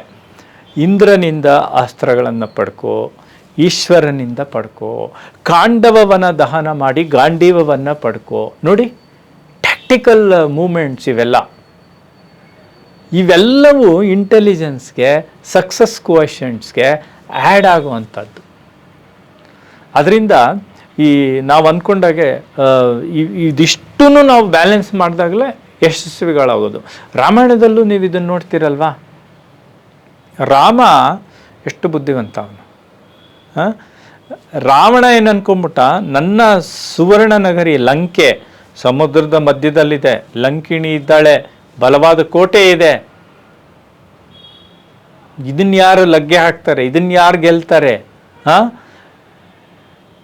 ದೇವ ಮಾನವ ಯಕ್ಷ ಗಂಧರ್ವ ಕೊನೆ ನರ ಮಾನವ ಕಪಿ ಸೈನ್ಯ ಬಂದು ಅವನನ್ನು ಕೊಲ್ಲತ್ತೆ. Tactical move. ಅವನಿದ್ದು ಉತ್ತರ ಪ್ರದೇಶ ಶ್ರೀರಾಮ, ಅವನು ಈ ಕಡೆ ಬಂದು ಕಿಷ್ಕಿಂದ ಕರ್ನಾಟಕಕ್ಕೆ ಬಂದು ವಾನರರ ಸೈನ್ಯವನ್ನು ಕಟ್ಕೊಂಡು ಆ ಸಮುದ್ರವನ್ನು ದಾಟಿ, ಇಟ್ ಆಲ್ ಹ್ಯಾಪನ್ ಬಿಕಾಸ್ ರಾಮನಲ್ಲಿ ಅಷ್ಟು ಕೋಶಂಟು ಬ್ಯಾಲೆನ್ಸ್ ಆಗಿತ್ತು. Emotional quotient. ದಶರಥ ಈಗ ಪಟ್ಟ ಕಟ್ಕೊಂಡ, ಇನ್ನು ಅರ್ಧ ಗಂಟೆ ಕಾಡ್ಗೋಗುಂದ. ಬೇರೆ ಯಾರಾದ್ರಿದ್ರೆ ತಲೆ ಚೆಚ್ಕೊಂಡು ಹತ್ತಿರೋರು. ರಾಮ ಏನಿಲ್ಲ, ಹೊರಟ. ಭಯಪಟ್ಟನ ರಾಕ್ಷಸರಿಗೆ ಇಲ್ಲ, ಹೊಡೆದ ಕೊಂದ. ಸೀತೆನ ತಗೊಂಡೋದ ಅಂತ ದುಃಖ ಪಟ್ಟ ಹೊರತು, ಯಾಕೆಂದ್ರೆ ದುಃಖ ಪಡದೆ ಇದ್ರೆ ಅವನು ಹೇಗೆ, ಹೃದಯನೇ ಇಲ್ಲ ಅಂತಂದ್ರೆ ಅವ್ನು ದೇವ್ರು ಹೇಗ್ರಿ ಆಗ್ತಾನೆ, ಅಥವಾ ಮನುಷ್ಯ ಹೇಗಾಗ್ತಾನೆ? ಅದ್ರ ಬಿಟ್ನ ಅಡ್ವರ್ಸಿಟಿ ಬಂತು, ಅಡ್ವರ್ಸಿಟಿ ಕೋಶಂಟ್. ಆಗಿನ ಕಾಲದಲ್ಲಿ ಏನಿದೆ ರೀ, ಹಡಗಿಲ್ಲ, ಇದಿಲ್ಲ, ನಾವೆಗಳಲ್ಲಿ ಹೋದ್ರೆ ರಾಕ್ಷಸರಿಗೆ ಯಾವ ಲೆಕ್ಕ ಅದು? ಹಿ ಬಿಲ್ಡ್ಸ್ ಎ ಬ್ರಿಡ್ಜ್. ವಾವ್, ಎಂಥ ಕಲ್ಪನೆ ನೋಡ್ರಿ. ಇದನ್ನೇ ನಾವು ಹೇಳೋದು, ಈ ರಾಮಾಯಣ ಮಹಾಭಾರತವನ್ನು ಓದಬೇಕಾದ್ರೆ ಇವೆಲ್ಲವನ್ನು ಗ್ರಹಿಸಬೇಕು ಮಕ್ಕಳು, ಅಥವಾ ನಾವು ಹಿರಿಯರು ಹೇಳಬೇಕು, ನೋಡ್ರೋ ಹೀಗೆಲ್ಲ ಇದೆ ಕಣ್ರು ಅಂತ. ಈ ಕಲ್ಪನೆಗಳು ಎಷ್ಟು ಸುಂದರವಾಗಿದೆ ಮತ್ತು ವ್ಯಕ್ತಿತ್ವ ನಿರ್ಮಾಣಕ್ಕೆ ಇದೆಷ್ಟು ಪೂರಕವಾಗಿದೆ ಅನ್ನೋದು ನನಗೆ ರೋಮಾಂಚನವನ್ನು ಉಂಟು ಮಾಡುತ್ತೆ. ಇದಿಷ್ಟು ಕೋಶಂಟ್ನ ನೀವು ಲೆಕ್ಕ ಹಾಕಿದರೆ ಅವರ ಐಕ್ಯುಗಳ ಹೆಚ್ಚು ಅವರ ಒಟ್ಟು ಕೋಶಂಟ್ಸು ಜಾಸ್ತಿ ಕಾಣುತ್ತೆ. ಅವರ intelligence quotient, emotional quotient, adversity quotient, social quotient, spiritual quotient, ನೋಡಿ ಎಲ್ಲವೂ ಇದೆ ಅಲ್ಲಿ. ಅದನ್ನು ಯಾವ್ಯಾವ ಸಂದರ್ಭದಲ್ಲಿ ಹೇಗೆ ಬಳಸ್ಕೊಂಡವರು ಸಕ್ಸಸ್ಫುಲ್ ಆಗ್ತಾರೆ. ಮರ್ಯಾದಾ ಪುರುಷೋತ್ತಮ, ಆ ಟೈಟ್ಲ್ ಅವನೊಬ್ಬನಿಗೆ ಇರೋದು, ಮರ್ಯಾದಾ ಪುರುಷೋತ್ತಮ Shri Rama. As an ideal, is not an idol, is an ideal. ಅದನ್ನು ನಾವು ಗ್ರಹಿಸಬೇಕು ಅಂತ ಹೇಳ್ತಾ, ಇವತ್ತಿನ ಕಾಲದಲ್ಲಿ ಇವ್ರೇನು ಬರೀ ಪುರಾಣ ಹೇಳ್ತಾರೆ ಅಂತ ಅನ್ಕೋಬಾರ್ದು. ಲಿಯೋನಾರ್ಡೋ ದ ವಿಂಚಿ, ಇವನ್ನ ಪಾಲಿಮ್ಯಾಥ್ ಅಂತ ಕರಿತೀವಿ. ಯಾರಲ್ಲಿ ಈ ಎಲ್ಲ ಕೋಶಂಟ್ಸು ಬ್ಯಾಲೆನ್ಸ್ ಆಗಿ ಅವರು ಚೆನ್ನಾಗಿ ಬೆಳೆದಿರ್ತಾರೋ ಅವ್ರನ್ನ ನಾವು ಪಾಲಿಮ್ಯಾಥ್ಸ್ ಅಂತ ಕರಿತೀವಿ. ಕನ್ನಡದ ಬೇಂದ್ರೆ ಇರ್ಬೋದು, ಅದು ಅಪ್ರತಿಮ ಐಕ್ಯೂ ಇತ್ತು ಅವ್ರಿಗೆ. ಯಾರು ಟೆಸ್ಟ್ ಮಾಡಿದ್ರೋ ಇಲ್ವೋ ಗೊತ್ತಿಲ್ಲ, ಎಲ್ಲ ವಿಷಯಗಳನ್ನು ಓದ್ಕೊಂಡಿದ್ರು ಅವರು. ನ್ಯೂಮರಾಲಜಿ, ಆಮೇಲೆ ಸಂಖ್ಯಾಶಾಸ್ತ್ರ ಇರ್ಬೋದು, ಆಮೇಲೆ ಆಸ್ಟ್ರಾನಮಿ ಗೊತ್ತಿತ್ತು ಅವ್ರಿಗೆ. ಏನು ಗೊತ್ತಿರಲಿಲ್ಲ ಅವ್ರಿಗೆ. He was a voracious reader. ಅವ್ರ ಹತ್ರ ಮಾತಿಗೆ ಹೋದರು ಮರ್ತೋಗ್ತಾ ಇದ್ರು ತಾವೆಲ್ಲಿದ್ದೀವಿ ಅಂತ. ಅಂತಹ ಮಾತುಗಾರ, ಅಂತಹ ಕವಿ, ಅಂತಹ ಚಿಂತಕ ಬೇಂದ್ರೆ ಕನ್ನಡದವ, ನಮ್ಮವ. ಇಂಥವರನ್ನ ನಾವು ಅಧ್ಯಯನಕ್ಕೆ ತಗೊಳ್ಬೇಕು. ಎಷ್ಟು ಬ್ಯಾಲೆನ್ಸ್. ಲಿಯೋನಾರ್ಡೋ ದ ವಿಂಚಿ ಇದನ್ನಲ್ಲ, ಅವನ್ನ ಪ್ಯಾಲಿಮ್ಯಾಥ್ ಅಂತ ಕರೀ. ಅವ್ನು is not only an artist, is not only A sculpture. ಅವನಿಗೆ ಮ್ಯಾಥಮೆಟಿಕ್ಸ್ ಗೊತ್ತಿತ್ತು, ಅವನಿಗೆ ಆಸ್ಟ್ರಾನಮಿ ಗೊತ್ತಿತ್ತು, ಅವನಿಗೆ ಅನಾಟಮಿ ಗೊತ್ತಿತ್ತು, ಇದೆಲ್ಲ ಗೊತ್ತಿತ್ತು ಅವನಿಗೆ. ಇದು ನಾನು ಹೇಳಿದ್ದು ಎಲ್ಲ ಬ್ಯಾಲೆನ್ಸ್ ಆಗಿರಬೇಕು ಅಂತ. ಆಮೇಲೆ ಕ್ರಿಕೆಟ್ ಪಟುಗಳು ನಮ್ಮ ಯುವಜನರಿಗೆ ಇಷ್ಟ ಆಗುತ್ತೆ ಅಂತ ನಾನು ಇದನ್ನು ಹೇಳ್ತಾ ಇದ್ದೀನಿ. ಫಿಸಿಕಲ್ ಕೋಶಂಟ್ ಒಂದೇ ಸಾಕಾ ಒಬ್ಬ ಕ್ರಿಕೆಟ್ ಪಟು ಆಗಬೇಕಾದ್ರೆ? ಜಸ್ಟ್ ನಾವು 6 ಅಡಿ 7 ಅಡಿ ಇದ್ಬಿಟ್ರೆ ಬ್ಯಾಸ್ಕೆಟ್ಬಾಲ್ ಆಡ್ಬೋದಾ? ಅದು ಪ್ರಿಲಿಮಿನರಿ ರೌಂಡು, ಪ್ರಿಲಿಮಿನರಿ ಕ್ವಾಲಿಫಿಕೇಷನ್ನು. ಅದು ಒಬ್ಬ ಕ್ರಿಕೆಟ್ ಪಟು ಆಗಬೇಕಾದ್ರೆ ಇದೆಲ್ಲ ಬೇಕಾಗುತ್ತೆ ನಾನು ಹೇಳ್ತಾ ಇದ್ದೀನಿ. ಇಂಟೆಲಿಜೆಂಟ್ ಕೋಶಂಟ್ ಬೇಕು. ಯಾಕೆ ಅಂದರೆ ಫೀಲ್ಡಿಂಗ್ ಹೆಂಗೆ ಪ್ಲೇಸ್ ಮಾಡಬೇಕು. ಫೀಲ್ಡರ್ಸ್ 11 ಜನ ಇದ್ದಾರೆ ಸ್ವಾಮಿ ಕೈಲಿ, ನಾನು ಕ್ಯಾಪ್ಟನ್ನು, ಅವ್ನು ಬೌಲಿಂಗ್ ಮಾಡ್ತಾನೆ ನಮ್ಮ ಬೌಲರು. ಪ್ಲೇಸ್ಮೆಂಟ್ ಮಾಡಬೇಕಂದ್ರೆ ನಂಗೆ ಬುದ್ಧಿ ಇರಬೇಕಲ್ವಾ, ಇಂಟೆಲಿಜೆನ್ಸ್ ಕೋಶಂಟ್ ಇರಬೇಕು. ಅದಾದಮೇಲೆ ಎಮೋಷನಲ್ ಕೋಶಂಟ್. ಮೊನ್ನೆ ಯಾರೋ ಒಬ್ಬರು ಕ್ಯಾಪ್ಟನ್ ಹೇಳ್ತಾಯಿದ್ರು, ನಾನು ಕ್ಯಾಪ್ಟನ್ಸಿ ಸೌರವ್ ಗಂಗೂಲಿ ಕ್ಯಾಪ್ಟನ್ ಆದಾಗ ಎಂತೆಂಥ ದಿಗ್ಗಜರಿದ್ರು ಟೀಮಲ್ಲಿ. VVS ಲಕ್ಷ್ಮಣ್ ಇದ್ದ, ಇವನು ದ್ರಾವಿಡ್ ಇದ್ರು, ನಮ್ಮ ದ್ರಾವಿಡ್ ಇದ್ದ, ಕುಂಬ್ಳೆ ಇದ್ರು, ಹರ್ಭಜನ್ ಸಿಂಗ್ ಇದ್ರು. ಇವರಿಗೂ ಹರ್ಭಜನ್ ಸಿಂಗು ಕುಂಬ್ಳೆ ಎಷ್ಟು ಫೇಮಸ್ ಸ್ಪಿನ್ನರ್ಸು. ಅವ್ರನ್ನ ಒಂದು ಮ್ಯಾಚ್ ಕೂರಿಸ್ತೀನಿ ಕಣಯ್ಯ ನಿನ್ನ ಅನ್ಬೇಕಾದ್ರೆ captain what's the logical analysis, ಹೇಗೆ ಅವ್ರನ್ನ ಒಪ್ಸೋದು, ಎಮೋಷನಲ್ ಕೋಶಂಟ್ ಹೆಂಗೆ ಡೀಲ್ ಮಾಡೋದು. ಇಬ್ಬರು ನನ್ನ ಫ್ರೆಂಡ್ಸು, ಆದ್ರೆ ಇಬ್ಬರನ್ನ ಇವತ್ತು ಈ ಮ್ಯಾಚಲ್ಲಿ ಆಡ್ಸೋಕ್ಕಾಗಲ್ಲ. ಈ ಪಿಚ್ ಸೂಟ್ ಆಗೋದು ಒಬ್ಬನಿಗೆ ಅಲ್ವಾ. ಇದು ಎಮೋಷನಲ್ ಕೋಶಂಟು. ಅದಾದಮೇಲೆ ಅಡ್ವರ್ಸಿಟಿ ಕೋಶಂಟ್. ಟೋಟಲ್ ಜಾಸ್ತಿ ಇದೆ, ವಿಕೆಟ್ ಬಿದ್ದೋಗಿದೆ, ಅಡ್ವರ್ಸಿಟಿ ಕೋಶಂಟ್. ನೀನು ಹೆಂಗೆ ಎದುರಿಸ್ತೀಯ ಆ ಟೈಮ್ನ. ಅದಾದಮೇಲೆ ಕ್ರಿಯೇಟಿವಿಟಿ ಕೋಶಂಟ್. ಟ್ಯಾಕ್ಟಿಕಲ್ ಆಗಿ ಹೇಗೆ ಗೇಮ್ ವಿನ್ ಮಾಡಬೇಕು, ಅದಕ್ಕೆ ಕ್ರಿಯೇಟಿವಿಟಿ ಬೇಕು. ಯಾರಾದರೂ ಕೇಳಿದ್ವ ನಾವು? ನಮ್ಮ ವಯಸ್ಸಿನವರು ಹೆಲಿಕಾಪ್ಟರ್ ಶಾಟ್ ಅಂತ ನಮ್ಗೆ ಗೊತ್ತಿರಲಿಲ್ಲ. ನಮಗೆ ಸ್ಕ್ವೇರ್ ಕಟ್ ಗೊತ್ತಿತ್ತು, ಕವರ್ ಡ್ರೈವ್ ಗೊತ್ತಿತ್ತು, ಆನ್ ಡ್ರೈವ್ ಗೊತ್ತು, ಆಫ್ ಡ್ರೈವ್ ಗೊತ್ತು. ಹೆಲಿಕಾಪ್ಟರ್ ಶಾಟ್ ಧೋನಿ ಬಂದಮೇಲೆ ಅದು ಬಂತು ಅಲ್ವಾ. ಸೊ ಇದು ಕ್ರಿಯೇಟಿವಿಟಿ ಕೋಶಂಟ್. ಹೇಗೆ ಆಟ, ಕ್ರಿಕೆಟ್ ಸುಮ್ಮನೆ ಬ್ಯಾಟು ಬಾಲ್ ತೊಗೊಂಡ್ಬಿಟ್ರೆ ಬರಲ್ಲ, ಇದೆಲ್ಲ ಇರಬೇಕು ಅಂತ ನಾನು ಹೇಳ್ತಾ ಇದ್ದೀನಿ. ಟ್ರೈನಿಂಗಲ್ಲಿ ಇದೆಲ್ಲ ಬರಬೇಕು. ಅದಾದಮೇಲೆ ಸೋಷಲ್ ಕೋಶಂಟ್. ಕ್ರಿಕೆಟಿಗರಲ್ಲಿ ಎಷ್ಟು ಜನ ಹಾಳಾಗಿದ್ದಾರೆ, ನಾನು ಹೆಸರು ಹೇಳಲ್ಲ. ನಮ್ಮ ಪ್ರಖ್ಯಾತ ಕ್ರಿಕೆಟಿಗರು ತುಂಬ ಸಾಧ್ಯತೆಗಳನ್ನು ಉಳ್ಳವರು ಒಂದು 4-5 ಮ್ಯಾಚ್ ಆಡಿಬಿಟ್ಟು ಅವರು ದೇ ಕುಡ್ ನಾಟ್ ಪ್ರೊಸೀಡ್. ಅವರು ಆ ಕ್ಷೇತ್ರದಲ್ಲಿ ಮುಂದುವರಿಯೋಕ್ಕಾಗಲಿಲ್ಲ. ಯಾಕೆ? ಸೋಷಿಯಲ್ ಕೋಶಂಟ್ ಇಲ್ಲ. ಯಶಸ್ಸು ಸ್ವಲ್ಪ ಮಟ್ಟಿಗೆ ಬಂದಾಗ ಜನಮನ್ನಣೆ ಸಿಕ್ಕುತ್ತೆ, ಆದರ ಸಿಕ್ಕುತ್ತೆ, they get access to pubs, bars, everything. ಎಷ್ಟು ಜನ ಬ್ಯಾಲೆನ್ಸ್ ಆಗಿರ್ತಾರೆ ಅಲ್ವಾ. ಅಂಥ ಉದಾಹರಣೆಗಳು ನಿಮಗೆ ಗೊತ್ತು, ನಾನು ಹೇಳಲ್ಲ. ಸೊ ಸೋಷಿಯಲ್ ಕೋಶಂಟ್ ಇಂದ ಅವರು ಸರಿ ಇಲ್ಲದೆ ಇರೋದ್ರಿಂದ ಹಾಳಾಗಿರೋರು ಇದ್ದಾರೆ. ಫಿಸಿಕಲ್ ಕೋಶಂಟ್, ಫಿಟ್ನೆಸ್, ನಾನು ಆಗಲೇ ಹೇಳಿದೆ ನಿಮಗೆ. ಅದು ಎಷ್ಟು ಸ್ಟ್ರಾಂಗ್ ಇರಬೇಕು ಅಂತಂದರೆ, ಸೇವಾಗ್ ಒಂದು ಕಡೆ ಹೇಳ್ತಾನೆ, ಯಾವುದೋ ಒಂದು ಆಸ್ಟ್ರೇಲಿಯಾನೋ ಸೌತ್ ಆಫ್ರಿಕಾನೋ ಎಲ್ಲೋ ಒಂದು ಕಡೆ ಇವರು ಹೋಗಿದ್ದಾರೆ. ಟೆಸ್ಟ್ ಮ್ಯಾಚ್ ನಾಳೆ ಶುರು ಆಗುತ್ತೆ. ಹಿಂದಿನ ದಿನ ಫೀಲ್ಡಲ್ಲಿ ಬೆಳಗ್ಗೆ ಪ್ರಾಕ್ಟೀಸ್ ಮಾಡ್ಬೇಕಾದ್ರೆ ತೆಂಡೂಲ್ಕರ್ ಬ್ಯಾಟ್ ತಗೊಂಡು ಸುಮ್ಮನೆ ಇದು ಮಾಡಿಕೊಂಡು ಆ ಕಡೆ ಯಾರನ್ನೋ ಹುಡುಕ್ತಾ ಓಡಾಡ್ತಿದ್ನಂತೆ. ಯಾಕೆ ಅಂತಂದರೆ ಅವ್ನಿಗೆ ಅನ್ನಿಸ್ತಾ ಇದೆ ಬ್ಯಾಟಿನ ತೂಕ, ವೆಯ್ಟ್ ಸಾಲ್ತಾ ಇಲ್ಲ ಅಂತ. ಅವನು shot, if you wants to play a shot, ಅವನ ತಲೆಯಲ್ಲಿ ಏನೋ ಇದೆ. ಸೇವಾಗ್ ಹೇಳ್ತಾನೆ, ತೆಂಡೂಲ್ಕರ್ ಇಡೀ ತಂಡದಲ್ಲಿ ಎಲ್ಲರಿಗಿಂತ ಹೆಚ್ಚು ತೂಕದ ಬ್ಯಾಟ್ ಯೂಸ್ ಮಾಡ್ತಾ ಇರೋದು, ಬಳಸ್ತಾ ಇರೋದು. ಆದರೆ he wants to add more weight because he wants the ball to travel faster when he hits it. ಬಾಲನ್ನು ಇವನು ಸುಮ್ಮನೆ ತಟ್ಟಿದ್ರೆ ಹೋಗ್ಬಿಡ್ಬೇಕು ಅದು. ಸೊ ಆ ಥರ ಅಂದರೆ ಆ ಫಿಸಿಕಲ್ ಅವ್ನಿಗೆ ಎಷ್ಟು ಕಾನ್ಫಿಡೆನ್ಸ್ ಇತ್ತು ಅಂತ. ಈಗಲೇ ತೂಕದ ಬ್ಯಾಟು, ಅದಕ್ಕೊಂದಿಷ್ಟು ತೂಕ ಸೇರ್ಸಕ್ಕೆ ಆಮೇಲೆ ಯಾರನ್ನೋ ಒಂದು ಕಾರ್ಪೆಂಟ್ರನ್ನ ಇಟ್ಕೊಂಬಂದು ಒಂಚೂರು ವುಡ್ ಅದಕ್ಕೆ ಆ್ಯಡ್ ಮಾಡ್ತಾರಂತೆ. ಇವೆಲ್ಲ ಸ್ವಾರಸ್ಯವಾದದ್ದು. ತನ್ನನ್ನು ತಾನೇ ಚಾಲೆಂಜ್ ಮಾಡಿಕೊಂಡು physically he wants to prove is ಇದು ಟೆನ್ನಿಸ್ ಎಲ್ಬೋ ಆಗಿತ್ತು ಅವನಿಗೆ, ಎಲ್ಲ ಆಗಿತ್ತು. ಸೊ ನಾನು ಇದನ್ನು ಯಾಕೆ ಹೇಳ್ತಾ ಇದ್ದೀನಿ ಅಂದರೆ, ಸುಮ್ಮನೆ ಅವನು ಬ್ಯಾಟ್ಸ್ಮನ್ ಅಂತ ನಾವು ಹೇಳ್ಬಿಡೋದಲ್ಲ. ಅವನಿಗಿದೆಲ್ಲ ಕೋಷಂಟ್ಸ್ ಇತ್ತು, ಅದಕ್ಕೆ ಅವನು ಸಕ್ಸಸ್ಫುಲ್ ಕ್ರಿಕೆಟರ್ ಆದ. ಸ್ಪಿರಿಚುವಲ್ ಕೋಷಂಟ್ ತೆಂಡೂಲ್ಕರ್ಗೂ ಇದೆಯಾ ಇಲ್ವಾ? ಅದು ನಾವೆಷ್ಟು ಸಲ ನೋಡಿಲ್ಲ. ಅವನು ಲತಾ ಮಂಗೇಶ್ಕರ್ ಮನೆಗೆ ಹೋಗ್ತಾ ಇದ್ದ, ಅವನು ಹಾಡುಗಳನ್ನು ಕೇಳೋನು, ಅವನಿಗೆ ಅವನ ನಂಬಿಕೆಗಳ ಪ್ರಕಾರ ದೇವಸ್ಥಾನಗಳಿಗೆ ಹೋಗ್ತಾನೆ. ಇವೆಲ್ಲ ಇದೆ ಅಲ್ವಾ, ನಾವು ನೋಡಿದ್ದೀವಿ. ಕುಕ್ಕೆ ಸುಬ್ರಹ್ಮಣ್ಯಕ್ಕೆಲ್ಲ ಬಂದು ಕೆಲವರು ಇದೆಲ್ಲ ಅದು ವರ್ಕ್ ಆಗುತ್ತೋ ಇಲ್ವೋ, ನಿಜ ನಾವು ಸುಳ್ಳು ಮೂಢನಂಬಿಕೆನೋ, ಅದೆಲ್ಲ ಇಲ್ಲಿ ಮ್ಯಾಟ್ರ್ ಆಗಲ್ಲ. ಸ್ಪಿರಿಚುವಲ್ ಕೋಷಂಟ್ ಅಂದಾಗ ನಮ್ಮ ಬದುಕಿಗೆ ಬೇಕಾದ ಮೌಲ್ಯವನ್ನು ಅದು ಕೊಡೋದಾದರೆ ಅದೇನಾದರೂ ಪರವಾಗಿಲ್ಲ. ಬೇರೆಯವ್ರಿಗೆ ತೊಂದರೆ ಆಗಬಾರ್ದು, ನನಗೂ ತೊಂದರೆ ಆಗಬಾರ್ದು.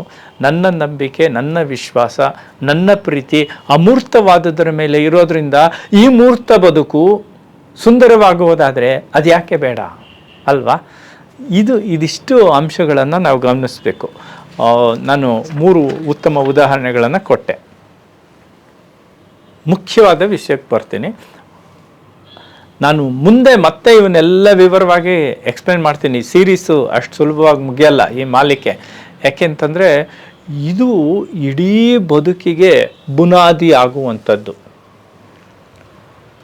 ಸರ್ ನೀವಿಷ್ಟೆಲ್ಲ ಹೇಳ್ಬಿಟ್ರಿ ರಘು ಅವರೇ, ಆದರೆ ಇದನ್ನೆಲ್ಲ ಬೆಳೆಸ್ಕೊಳ್ಳೋಕ್ಕೆ ಏನಾದರೂ ಸರಳ ಉಪಾಯಗಳಿವೆಯಾ ಅಂತ ನೀವು ಯಾರಾದರೂ ಕೇಳಿದ್ರೆ ಉತ್ತರ ಇದೆ, ಖಂಡಿತ ಇದೆ.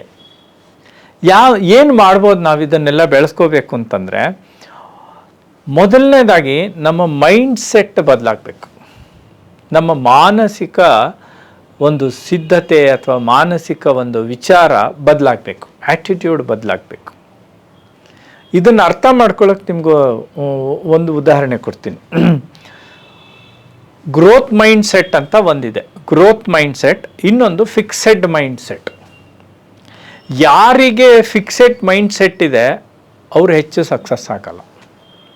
ಯಾರಿಗೆ ಗ್ರೋತ್ ಮೈಂಡ್ ಸೆಟ್ ಇದೆ ಅವರು ಜೀವನದಲ್ಲಿ ಪ್ರಗತಿಯನ್ನು ಕಾಣ್ತಾ ಹೋಗ್ತಾರೆ. ನಾನು ದಿನಾ ಸಂಜೆ ನನ್ನ ಕಚೇರಿ ಮುಂದೆ ನಿಂತ್ಕೊಂಡು ನೋಡ್ತೇನೆ, ಸುಮಾರು ನನ್ನ ವಯಸ್ಸಿನವರೇ ಅದೆಲ್ಲೆಲ್ಲ ಆಫೀಸಲ್ಲಿ ಕೆಲಸ ಮಾಡಿರ್ತಾರೆ. ನಾನು ಯಾರನ್ನೂ ಮೇಲು ಕೀಳು ಅಂತ ನೋಡ್ತಾ ಇಲ್ಲ, ನನ್ನ ಗಮನಿಕೆ ಇದು, ದಿಸ್ ಇಸ್ ಮೈ ಅಬ್ಸರ್ವೇಷನ್. ಅವರು ಊಟದ ಚೀಲವನ್ನು ಹಿಡ್ಕೊಂಡು, ಆಫೀಸ್ ಬ್ಯಾಗನ್ನು ಹಾಕ್ಕೊಂಡು, ನಡ್ಕೊಂಡು ತಮ್ಮ ಸ್ನೇಹಿತರ ಜೊತೆ ಮಾತಾಡ್ಕೊಂಡು ಹೋಗ್ತಾ ಇರ್ತಾರೆ. ಅವ್ರ ಬದುಕು ಹೇಗಿರ್ಬೋದು ಅಂತ ನಾನು ಯೋಚಿಸ್ತಾ ಇರ್ತೀನಿ. ಬೆಳಗ್ಗೆ 10ಕ್ಕೆ ಆಫೀಸ್ಗೆ ಹೋಗ್ತಾರೆ, 6 ಗಂಟೆಗೆ ಮನೆಗೆ ಬರ್ತಾರೆ, ಕಾಫಿ ಕುಡಿತಾರೆ, ವಾಕ್ ಮಾಡ್ತಾರೆ ಮನೆಯವ್ರ ಜೊತೆ. ಅದು ಬಾಡಿಗೆ ಮನೆಯೋ ಸ್ವಂತ ಏನೋ ಒಂದು ಮನೆ ಅಂತ ಇದೆ, ಅದು ಕೆಟ್ಟದ್ದು ನಾನು ಹೇಳ್ತಾ ಇಲ್ಲ. ಅದೇ ನನ್ನ ವಿದ್ಯಾರ್ಥಿಗಳು ನೋಡ್ತೀನಿ, ಸರ್ ಹೊಸ ಮೊಬೈಲ್ ತೊಗೊಂಡೆ, ಎಷ್ಟೋ?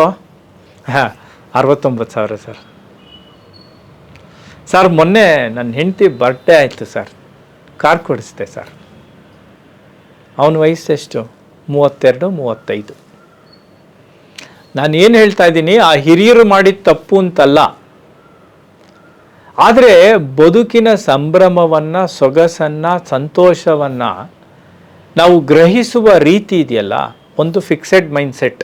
ಏನು, ನಾನು ಓದಿದೆ, ನಾ ಕೆಲಸಕ್ಕೆ ಸೇರಿಕೊಂಡೆ, ನಾ ಪೆನ್ಷನ್ ತಗೊಂಡೆ, ನಾ ರಿಟೈರ್ ಆದೆ, ನಾ ಸತ್ತೆ, ಇದು ಒಂದು. ಇದು ನಾನು ಓದಿದೆ, ನಾನೊಂದು ಸಾಹಸಕ್ಕೆ ಕೈ ಹಾಕಿದೆ, ನಾನು ಇಷ್ಟು ಬೆಳೆದೆ, ಮತ್ತಷ್ಟು ಬೆಳಿತೀನಿ, ನನ್ನ ಗುರಿ ಇದು, ನಾನು ಕೊನೆಗೆ ಹೀಗೆ ಆಗ್ತೀನಿ, ನಾನು ಇದನ್ನು ಇನ್ನಷ್ಟು ಬೆಳೆಸ್ತೀನಿ, ಇದು ಗ್ರೋತ್ ಮೈಂಡ್ಸೆಟ್. ಎರಡೂ ತಪ್ಪು ನಾನು ಹೇಳ್ತಾ ಇಲ್ಲ, ನಮಗೆ ಬೇಕಾದನ್ನ ನಾವು ಆಯ್ಕೆ ಮಾಡ್ಕೊಳ್ಬೇಕು. ಆದರೆ I always appreciate growth mindset. Vidura is a wise man, Vidura is great. ಆದರೆ ವಿದುರಂದೇನು ಗೊತ್ತಾ, ಫಿಕ್ಸೆಡ್ ಮೈಂಡ್ಸೆಟ್ ಅಂತ. ನನ್ನ ಗುರುಗಳು ಹೇಳ್ತಾರವರು, he is a very good man, he is a very good man, good for nothing. ಮನುಷ್ಯ, ನಮ್ಮ ಶತಾವಧಾನಿ ಗಣೇಶ್ ಕೂಡ ಒಂದು ಸಂದರ್ಭದಲ್ಲಿ ಹೇಳಿದರು, ಬರೀ ಒಳ್ಳೆಯದ್ರಾಗಿದ್ದರೆ ಸಾಲದು, ಕೆಟ್ಟದ್ದನ್ನು ಕಂಡಾಗ ಹಿಡ್ಕೊಂಡು ಬಡಿಬೇಕು ಅಂತ. ಬರೀ ಬರೀ ಒಳ್ಳೆಯವರಾಗಿದ್ದರೆ ಸಾಲದು, ಕೆಟ್ಟದ್ದನ್ನು ಕಂಡ್ರೆ ಹಿಡಿದು ಬಡಿಬೇಕು ಅಂತ. ಯಾಕೆ ಈ ಮಾತು ಹೇಳ್ತೀನಿ ಅಂದರೆ, Vidura is good for nothing ಅಂತಾರಲ್ಲ, ಆ ಥರ. ಅವನಿಗೆ ರೆಸ್ಪೆಕ್ಟ್ ಇದೆ ನಮ್ಮದು, ಅದೆಲ್ಲ. ಆದರೆ Krishna is also good, Dharmaraya is also good, but they are action oriented. Growth mind set ಇತ್ತು ಅವ್ರಿಗೆ. ವಿದುರನ್ಗೆ ಅದಿರಲಿಲ್ಲ, ಸ್ಟ್ಯಾಟಿಕ್. ಅವನು ಈ ವಂಶದಲ್ಲೇ ಬಂದವನು, ಧೃತರಾಷ್ಟ್ರನಿಗೆ ನಿಷ್ಠನಾಗಿ ಅಲ್ಲೇ ಇದ್ದು ಕೊನೆಗೆ ಅವನ ಜೊತೆನೇ ಕಾಡಲ್ಲಿ ಬೆಂಕಿಯಲ್ಲೇ ಹೋಗ್ತಾನೆ. ಅದೆಲ್ಲ ಅವರವರ ಜೀವನದ ಮೌಲ್ಯಗಳು. ಬಿಟ್ಬಿಡೋಣ. ಯಾಕೆ ಇದನ್ನು ಹೇಳಿದೆ ಅಂದರೆ, ಬೆಳವಣಿಗೆ, ಪ್ರಗತಿ, ಇದ್ರ ಕಡೆಗೆ ನಾವಿರಬೇಕು ರೀ. ಸಿಕ್ಕೋದು ಒಂದೇ ಬದುಕು, ಒಂದೇ ಚಾನ್ಸು, ಒಂದೇ ಅವಕಾಶ. Don't limit yourself. Try to develop all this quotient. ಈ ಎಲ್ಲ ಅಂಶಗಳನ್ನು ಬದುಕಿನಲ್ಲಿ ಬೆಳೆಸ್ಕೊಂಡ್ರೆ ನಾವು ಯಶಸ್ವಿಗಳಾಗ್ತೀವಿ. See, death is certain when we are born. Let us not worry about death. It is confirmed. How we live matters. ನಾವು ಬದುಕೋದು ಮುಖ್ಯ, ಹೇಗೆ ಬದುಕಿದ್ವಿ ಅನ್ನೋದು ಮುಖ್ಯ ಆಗುತ್ತೆ ಹೊರತು ಹುಟ್ತೀವಿ ಸಾಯ್ತೀವಿ ಗ್ಯಾರಂಟಿ ಇಡೋದು. ಅದರಿಂದ ನಾನು ಹೇಳ್ತಾ ಇರೋದು, ಬೆಳವಣಿಗೆ ಅಥವಾ ಪ್ರಗತಿಯನ್ನು ನಾವು ಗಮನದಲ್ಲಿಟ್ಕೊಳ್ಬೇಕು. ಸ್ಥಿತ ಮನೋಭಾವವನ್ನು ಬಿಡಬೇಕು. ತನ್ನಲ್ಲಿ ಶ್ರದ್ಧೆ ಇಟ್ಕೊಂಡು ಬೆಳೆಯುವ ಹಂಬಲವನ್ನು ಇರಿಸ್ಕೊಳ್ಬೇಕು. ಇದು ಮೊದಲನೇ ರೂಲ್. ಈ 6-7 ನಮ್ಮ ಕೋಶಂಟ್ಸ್ ಬೆಳಿಬೇಕು ಅಂದರೆ ಇದು ಮೊದಲನೇ ನಿಯಮ. ಏನಂತಂದರೆ, ಗ್ರೋತ್ ಮೈಂಡ್ ಸೆಟ್ ಇರಬೇಕು. ಫಿಕ್ಸೆಡ್ ಮೈಂಡ್ ಸೆಟ್ ರಿಸ್ಕ್ ತಗೊಳ್ಳಿ ಲೈಫಲ್ಲಿ. ರಿಸ್ಕ್ ತಗೊಳ್ಳಿ, ಏನೂ ಆಗಲ್ಲ. ಆದರೆ ಇನ್ನೊಬ್ಬರನ್ನ ಹಾಳು ಮಾಡೋವಂಥ ರಿಸ್ಕ್ ಅಲ್ಲ, ನಮ್ಮ ಮಿತಿ ಒಳಗೆ. ಅದನ್ನೇ ಹೇಳೋದು, again this all the quotients will come into picture. You have to take risks. ಎರಡನೇದು ಭಾಳ ಇಂಪಾರ್ಟೆಂಟ್ ವಿಷಯ. ಮೊದಲನೇದು ಪ್ರಗತಿಯತ್ತ ಮನಸ್ಸು ಮಾಡಬೇಕು, ಗ್ರೋತ್ ಮೈಂಡ್ ಸೆಟ್ ಇಟ್ಕೋಬೇಕು. ನ್ಯೂರೋಪ್ಲಾಸ್ಟಿಸಿಟಿ ಅಂತ ಇದೆ. ಇದನ್ನು ನಾವು ಅರ್ಥ ಮಾಡ್ಕೊಳ್ಬೇಕು. ನಾವು ಅಂದ್ಕೊಳ್ಬಿಡ್ತೀವಿ ಬೆಳವಣಿಗೆ ನಿಂತೋಗುತ್ತೆ ಒಂದು ವಯಸ್ಸಾದ್ಮೇಲೆ, ಒಂದು ಏಜ್ ಆದಮೇಲೆ ಅಂತ. ಇಲ್ಲ. ಈ ನ್ಯೂರೋಪ್ಲಾಸ್ಟಿಸಿಟಿ ಅಂತಂದ್ರೆ ಏನು ಅಂದರೆ, ಸತತವಾಗಿ ನರಕೋಶಗಳು ಲಿಂಕ್ ಆಗುವಂತಹ, ಅಂದರೆ ಸಂವೇದನೆಗೆ ಸಿದ್ಧವಾಗುವಂತಹ ಹೊಸ ನ್ಯೂರಾನ್ಸ್ಗಳನ್ನು ದೇಹ ಪ್ರೊಡ್ಯೂಸ್ ಮಾಡುವಂಥ ಸಾಮರ್ಥ್ಯವನ್ನು ಪಡ್ಕೊಂಡಿದೆ. ಇಲ್ಲದೇ ಇದ್ರೆ 35 ವರ್ಷ ಆಗೋ ಹೊತ್ತಿಗೆ ನಾವೆಲ್ಲ ಮುದುಕರಾಗ್ಬಿಡ್ಬೇಕಾಯ್ತು. ಇಲ್ಲ, 60, 70, 80, 90 ಆದರೂ ಕೆಲವರು ತುಂಬ ಚುರುಕಾಗಿರ್ತೀವಿ. ಯಾಕೆ? ನ್ಯೂರೋಪ್ಲಾಸ್ಟಿಸಿಟಿ. ಕೆಲವು ನರತಂತುಗಳು, ಕೆಲವು ಜೀವಕೋಶಗಳಿಗೆ ಪುನಃ ಹೊಸದಾಗಿ ಬೆಳೆಯುವ ಶಕ್ತಿಯನ್ನು ಭಗವಂತ ಕೊಟ್ಟಿದ್ದಾನೆ, ಅಥವಾ ಈ ಸೃಷ್ಟಿಯಲ್ಲಿ ಇದೆ. ನ್ಯೂರೋಪ್ಲಾಸ್ಟಿಸಿಟಿ ನಮ್ಮಲ್ಲಿ, ಮನುಷ್ಯರಲ್ಲಿ ಚೆನ್ನಾಗಿ ಕಂಡು ಬರುತ್ತೆ. ಹೀಗಾಗಿ ಅದರಲ್ಲೂ ಮುಖ್ಯವಾಗಿ ಮಿದುಳಿದೆಯಲ್ಲ, ಮಿದುಳಿನ ಸಾಮರ್ಥ್ಯ ಕುಂದುವಂತಹ ಚಾನ್ಸೇ ಇಲ್ಲ. ಯಾಕೆ ಕುಂದೋಗುತ್ತೆ ಅಂದರೆ, ಅದನ್ನು ಬಳಸದೇ ಇದ್ರೆ.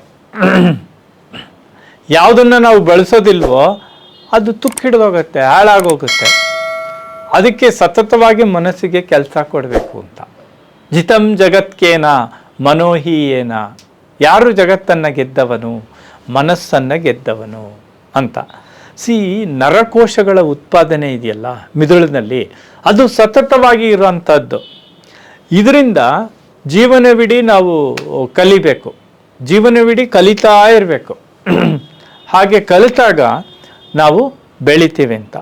ಮೂರನೇದು ಒಂದು ಅಂಶ ಹೇಳಿ ಈ ಒಂದು ಸರಣಿಯ ಒಂದು ಭಾಗವನ್ನು ಮುಗಿಸ್ತಾ ಇದ್ದೀನಿ. ಸತತ ಪ್ರಜ್ಞಾಪೂರ್ವಕ ಕಲಿಕೆ ಅಂದರೆ ಡೆಲಿಬರೇಟ್ ಪ್ರಾಕ್ಟೀಸ್ ಮಾಡಬೇಕು ನಾವು ಕೆಲವನ್ನು. ಉದಾಹರಣೆಗೆ ನಾನು ನಿಮ್ಗೆ ಹೇಳ್ತೀನಿ. ಮಗ್ಗಿಯನ್ನು ಕಲಿಸ್ತೀವಿ ಮಕ್ಕಳಿಗೆ, ಪದ್ಯಗಳನ್ನು ಕಂಠಪಾಠ ಮಾಡುವಂತೀವಿ. ಇದು ಯಾವ ವಯಸ್ಸಿನವ್ರಿಗೆ? ಹೈಸ್ಕೂಲು ವರೆಗೆ, ಅಥವಾ ಕೆಲವು ಸಲ PUC ನಲ್ಲೂ ಒಂಚೂರು ತರ್ತೀವಿ. ಅದರ ಆಚೆಗೆ ಏನು ಮಾಡ್ತೀವಿ? V teach towards reasoning, analysis.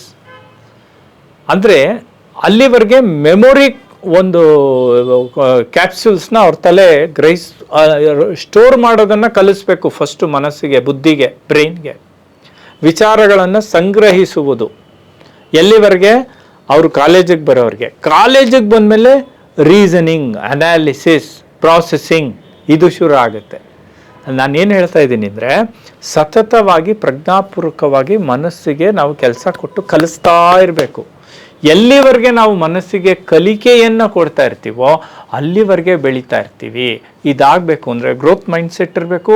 ನ್ಯೂರೋಪ್ಲಾಸ್ಟಿಸಿಟಿನ ಅರ್ಥ ಮಾಡ್ಕೊಳ್ಬೇಕಂದ್ರೆ ಮೆದುಳು ಸದಾ ಜೀವಂತವಾಗಿ, ಅಂತಂದ್ರೇನು, ಅದು ಬೇರೆ ದೇಹದ ಭಾಗಗಳ ಥರ ಅಷ್ಟು ಸುಲಭವಾಗಿ ನಶಿಸುವಂತಹ ಅಂಗವಲ್ಲ.